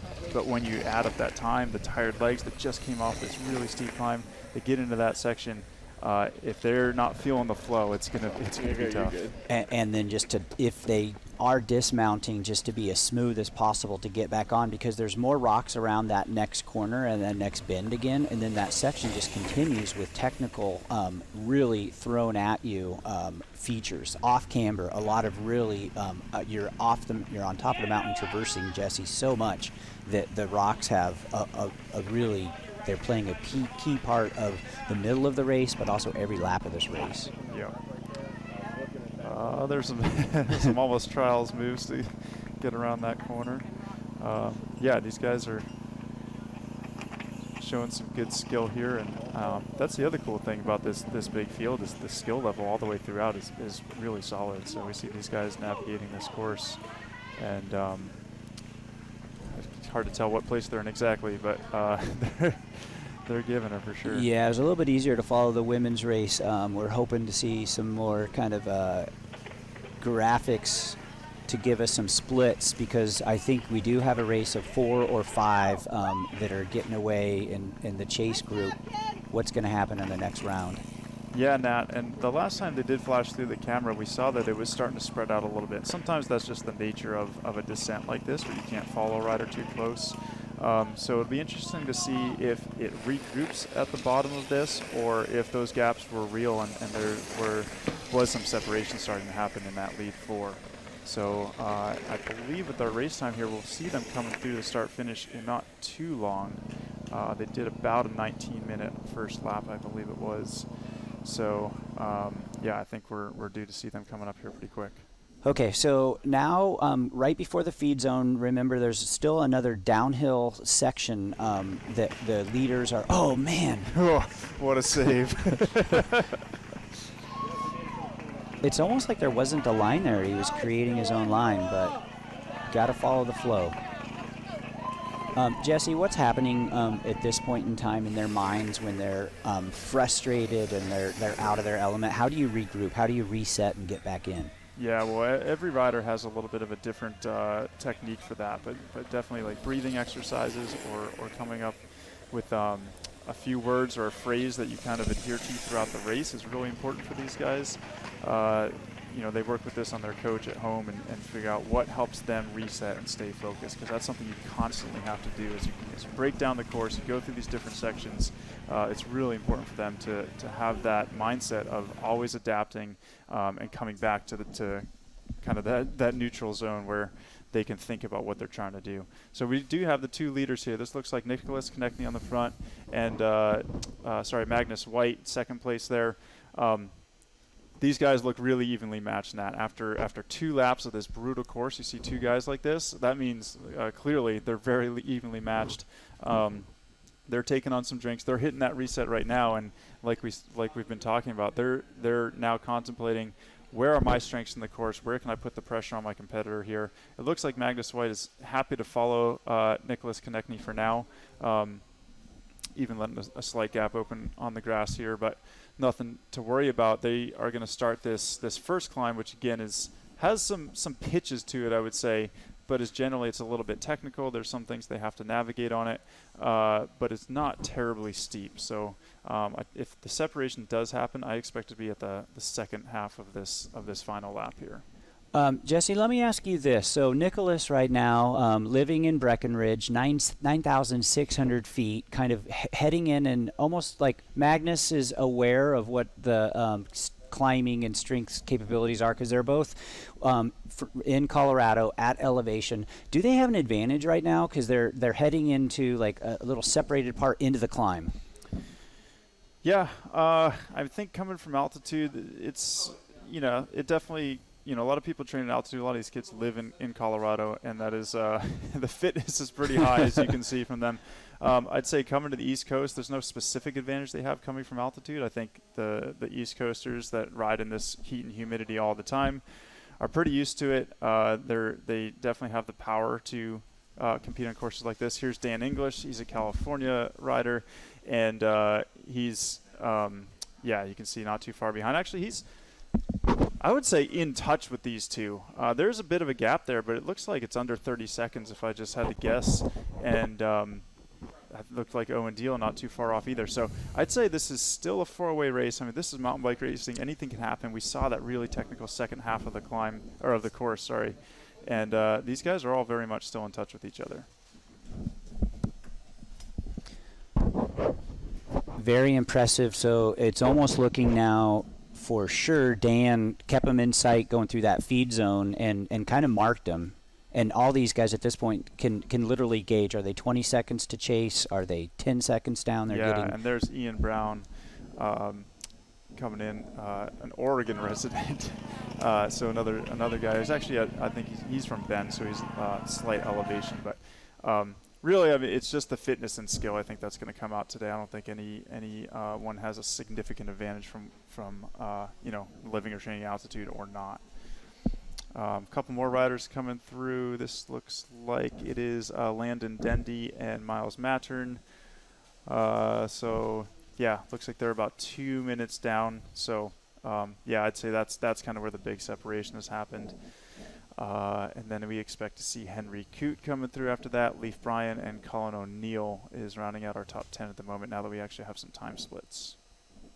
Okay, and from this point on, Jesse, they've got this technical climb, and then a few more minutes of climbing, and then a little bit of a service road where it does flatten out in there. Are they able to reset and get into the mindset here for the technical downhill, or are they just pinning it? Yeah, I think at this point they're entering this climb. They really have to stay focused on what they're doing on this section. There are some sharp rocks and some lines here that you really have to make sure you nail, because there's some slippery, muddy sections back in those woods too. So they really have to pay attention, and this is one of those sections on the course where it's probably better not to think ahead too much. They have to accomplish this section, or they have to get through this section cleanly and make sure they get to the top of the climb. There's a little bit more fire road up there, Nat, and so from that section, I think that's where they'll start to plan or reset and think about their strategy, feel how they went up that climb, where their competitors are around them, and kind of take stock at that moment. But I think to your point, this technical climb is staying focused. That's what the key is there. I'm watching the cadence, and it's unreal the amount of power that they're still putting out to be able to maintain contact here. Yeah. So 2 more riders going into the climb here. I believe that's Leif Bryan from Boulder Junior Cycling on the front of that group. Couldn't quite catch that next number behind him. And then this looks like Ezra Caudell, one of the taller juniors out there riding for the Gravity Academy. And you can see he's kind of laboring a little bit as he comes into this climb. The Bear rider behind him had, to your point, a little lighter cadence. Looked like he was a little fresher starting this climb. So it'll be interesting to see how those two work it out. Okay, well, Jesse, I think pretty soon we're going to be watching them come out of the rock garden again and back into the downhill flow. And what are your predictions to kind of see? Is there going to be a gap going on? Ooh, there going to be some attacks I try not on the to downhill? predict bike races like this, Nat. It's tough, and especially with those two at the front with Magnus and Nicholas. They looked really evenly matched. Like I said, it was really hard to pick one out of those two. I know they have different strengths, different skills as riders, and it'll be, if one can kind of stay with the other, if they can stay together through this climb, I think it's that second half of the course, that last big grinding hill after the feed zone, that really steep second climb. I think that's where one of them has to send something, has to put in a big effort and see if they can crack the other. If that doesn't work, then you have that long technical section. Got to stay composed through that. And then and if they're still together at the finish, this could be really tactical because it's a long, fast kind of flat grass Oh, section yeah. for the last, I'd say, 300 or 400 But meters. really fast grass section. Very fast. So this could turn from leg busting climb to super technical downhill into like a grass sprint finish, which would be really interesting. And Dan English was closing up before he disappeared into the trees and chasing them down. So you've got some California legs and some early season fitness that got built there, where perhaps the other two were Nordic skiing and a little bit like of a reset into the season here. So pivotal at national championships where your form and fitness is. Yeah. Well, yeah, and you saw both Magnus and Dan English are cyclocross racers as well. So they both competed at the Cyclocross World Championships the year. That was in early February. So if you want to talk about managing your fitness throughout the year, wow, those two guys are on it. Their coaches are working hard to make sure that they can show up to races like this in July with top fitness, also be at top fitness in February, and that's not an easy task. Completely different race conditions, and a really good crowd starting to show out here today at the National Championships. The feed zone is hustling and bustling. Spent some time in there yesterday, and Jesse, it is so important today to stay on top of that hydration and the nutrition, because coming into this final lap, it's really, if your tanks aren't full, then stuff's going to detonate. Absolutely, Nat. They had to work on that the last few days. Make sure they came into this day hydrated, fueled. That's something that they were paying attention to the last few days. Of course, you get to race day here, and you got to keep that stuff going on the bike. They got great support teams out there. Shout out to the people in the feed zone, especially that second one that's halfway up the hill. It is a trek to get there. But yeah, taking dump bottles, keep that cool water on themselves, keep that core temperature down as best as possible. We see another group climbing up here, going into the woods. And actually, Nat, we do have a time. We have time splits from the start finish line, so we can go through the top. We could probably go through the top 20 riders and for the viewers here. Yeah. And let them know the order going into the last lap here. Yeah, well, let's just quickly break it down into the top 10, and then we'll go on from there. So Nicholas definitely went in with Magnus, and then Dan English was chasing. And speaking of, sorry not to interrupt, but here's Dan English coming through this camera shot right now.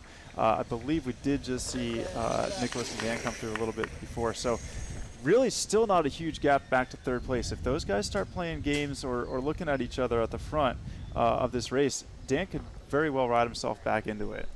But boy, what that comfort is to have another rider with you, and you both really want it, and then it's the attack, that extra effort. They're feeding off each other, and they're just putting a little bit more effort between the two of them, making it that much more difficult to come from behind. Yep, and we see Owen Deal. He looks like he's pretty close behind there too.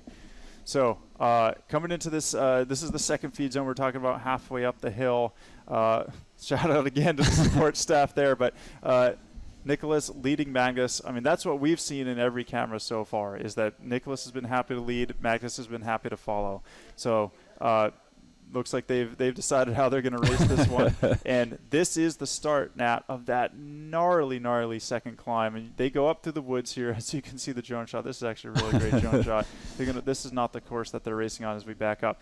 That dirt road there that slopes up, that is, over 25%. Okay, yeah, 14% at the base and just keeps on jamming. It is so steep on this section we're looking at right here. So they have to go, it's about 13 or 14% through the woods. Then they kick out.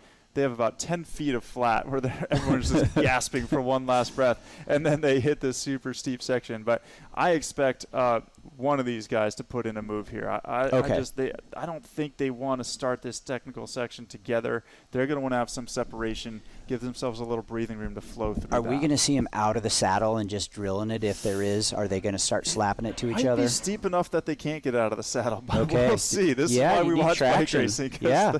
Sometimes they surprise us. You never know what's going to happen. Absolutely. Amazing what the camera angle can do here, but remember we're going up like literally Bear Creek at the steepest. Yeah, Nat, look at this. So we have Nicholas connecting on the front, Magnus White following, and Dan English. So there you go. There's a rider out of the saddle. He's basically attacking to get onto the group instead of leave the group, but he's not that far, and he is this is a really impressive ride from Dan. I think he was split off a little bit a lap and a half ago, but he's clawed his way back. These guys have not ridden away from him that much. And the hard part now is after a closing effort like that, to not make those mistakes and keep that momentum that he's just built up and conserve. That is going to be the key. If he wants to win this thing, if he really feels like he has a shot, he has to get through this rock section cleanly.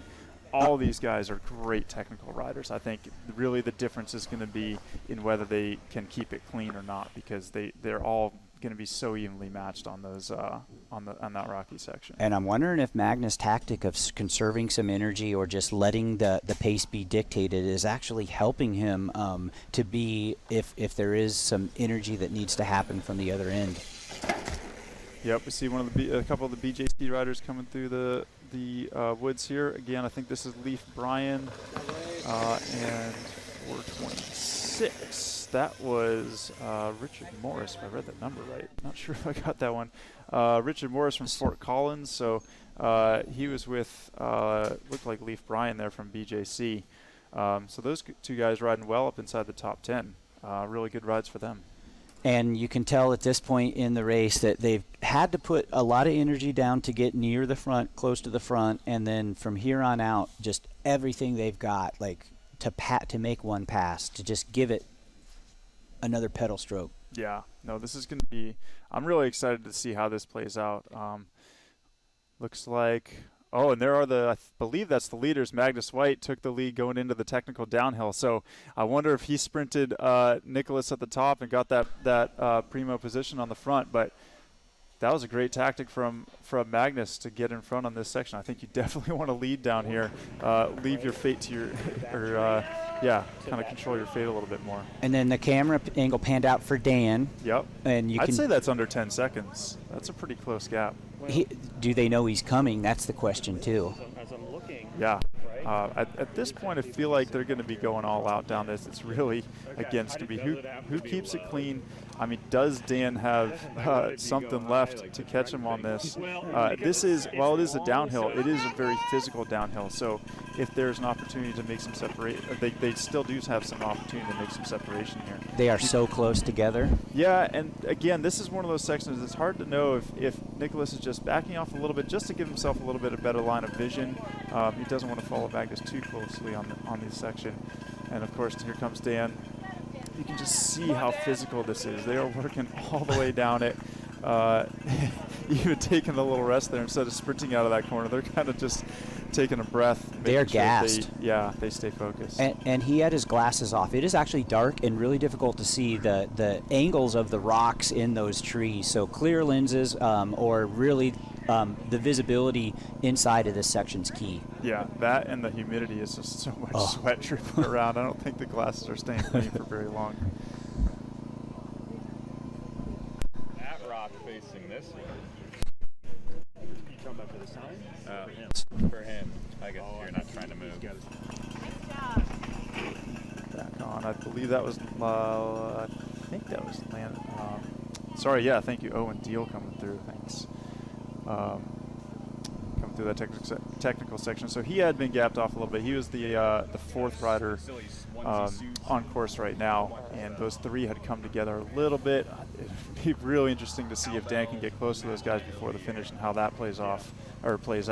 But Owen Deal riding for the Best Bicycle Express.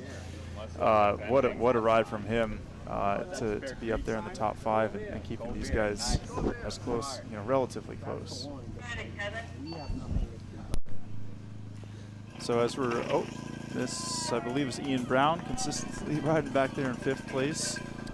So Ian on a good day today.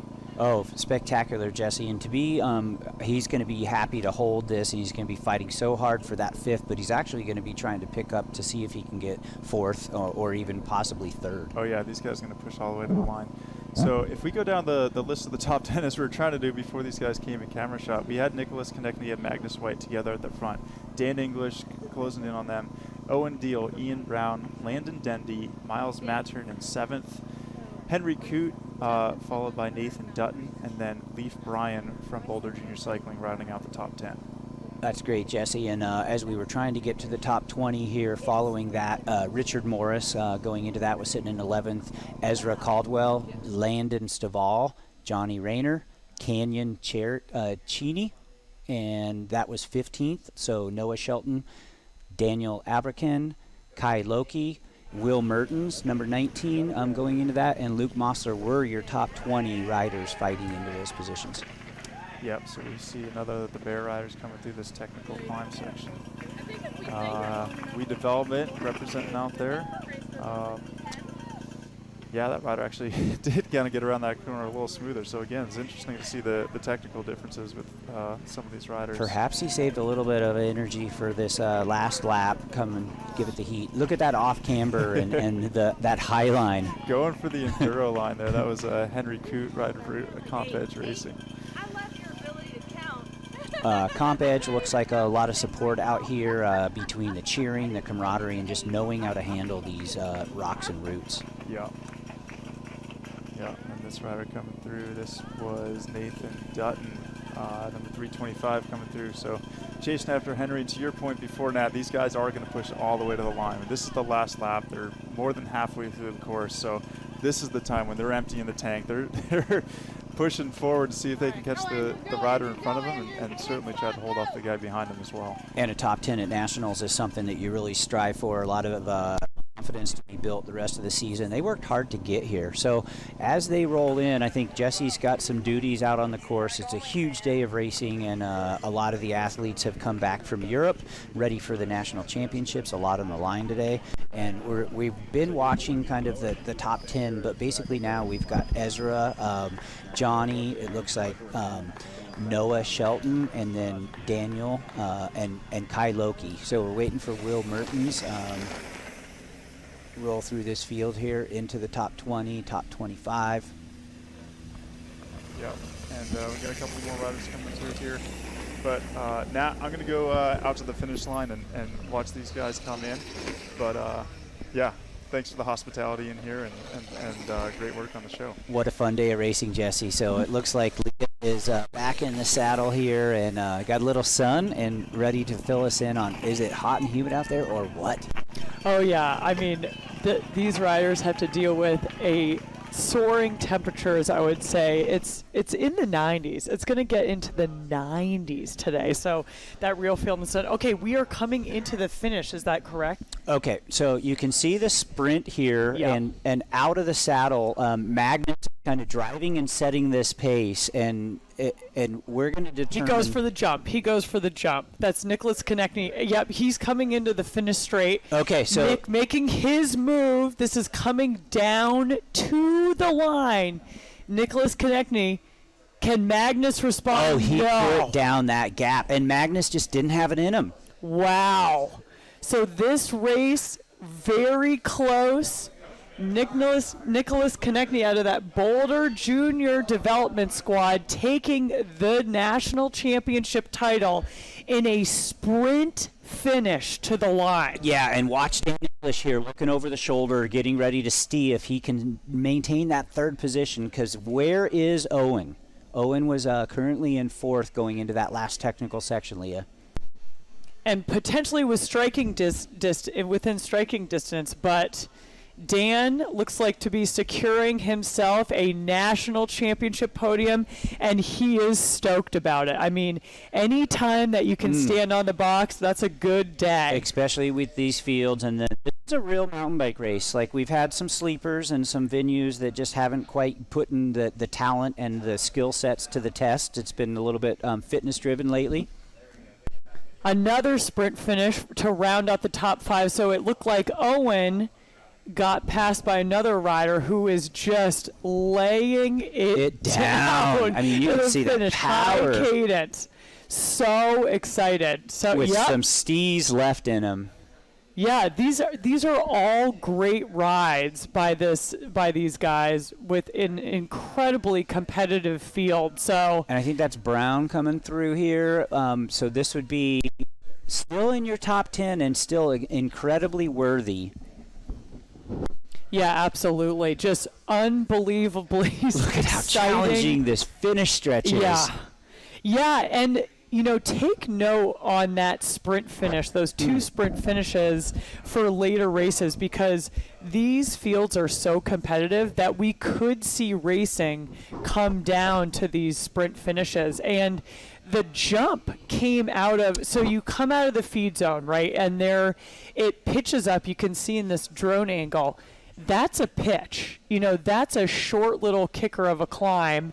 And then it's kind of a gradual climb to the finish. Literally, you do not want to go too early. And leaving that feed zone, Leah, if you do to start your sprint early right out of that feed zone, it's loose, and then there's one line, and then is it too early? Exactly. There's plenty of time for another rider to respond to an early sprint, or for the sprint. If you go too early, you can kind of fade to the line. So it's really, these riders, that's part of pre-riding, right? Like, they are picking their points on where, okay, maybe I'm going to go here or And this here. is that climb you're talking about that already starts to the finish. Exactly, right there. So I would say, what do you think? That's 200 meters to the line? I would say 300 almost. Yeah, so that's a long straightaway. That's an early jump. So you could see in our junior men's finish and the sprint finish for the win, Magnus White trying to lay down a fast pace early to kind of try to hold off Nick there, but Nick really couldn't hold him off today. No, he took the jump, and there was no responding to that. He really just exploded towards that finish line. So impressive rides by both of those riders. And I think, and especially you'll kind of get to do or cover a little bit of an interview coming up here. And there's a lot at stake to be not only winning the national championship, but the opportunities you get after that. Exactly. Which we're going to cover. Yeah, we will be here all day. Nat Ross and myself, Leah Davison, bringing you the coverage of the national championships. We're going to take a little quick commercial break, and then we will be back with an interview with our men's national champion from the junior men's race.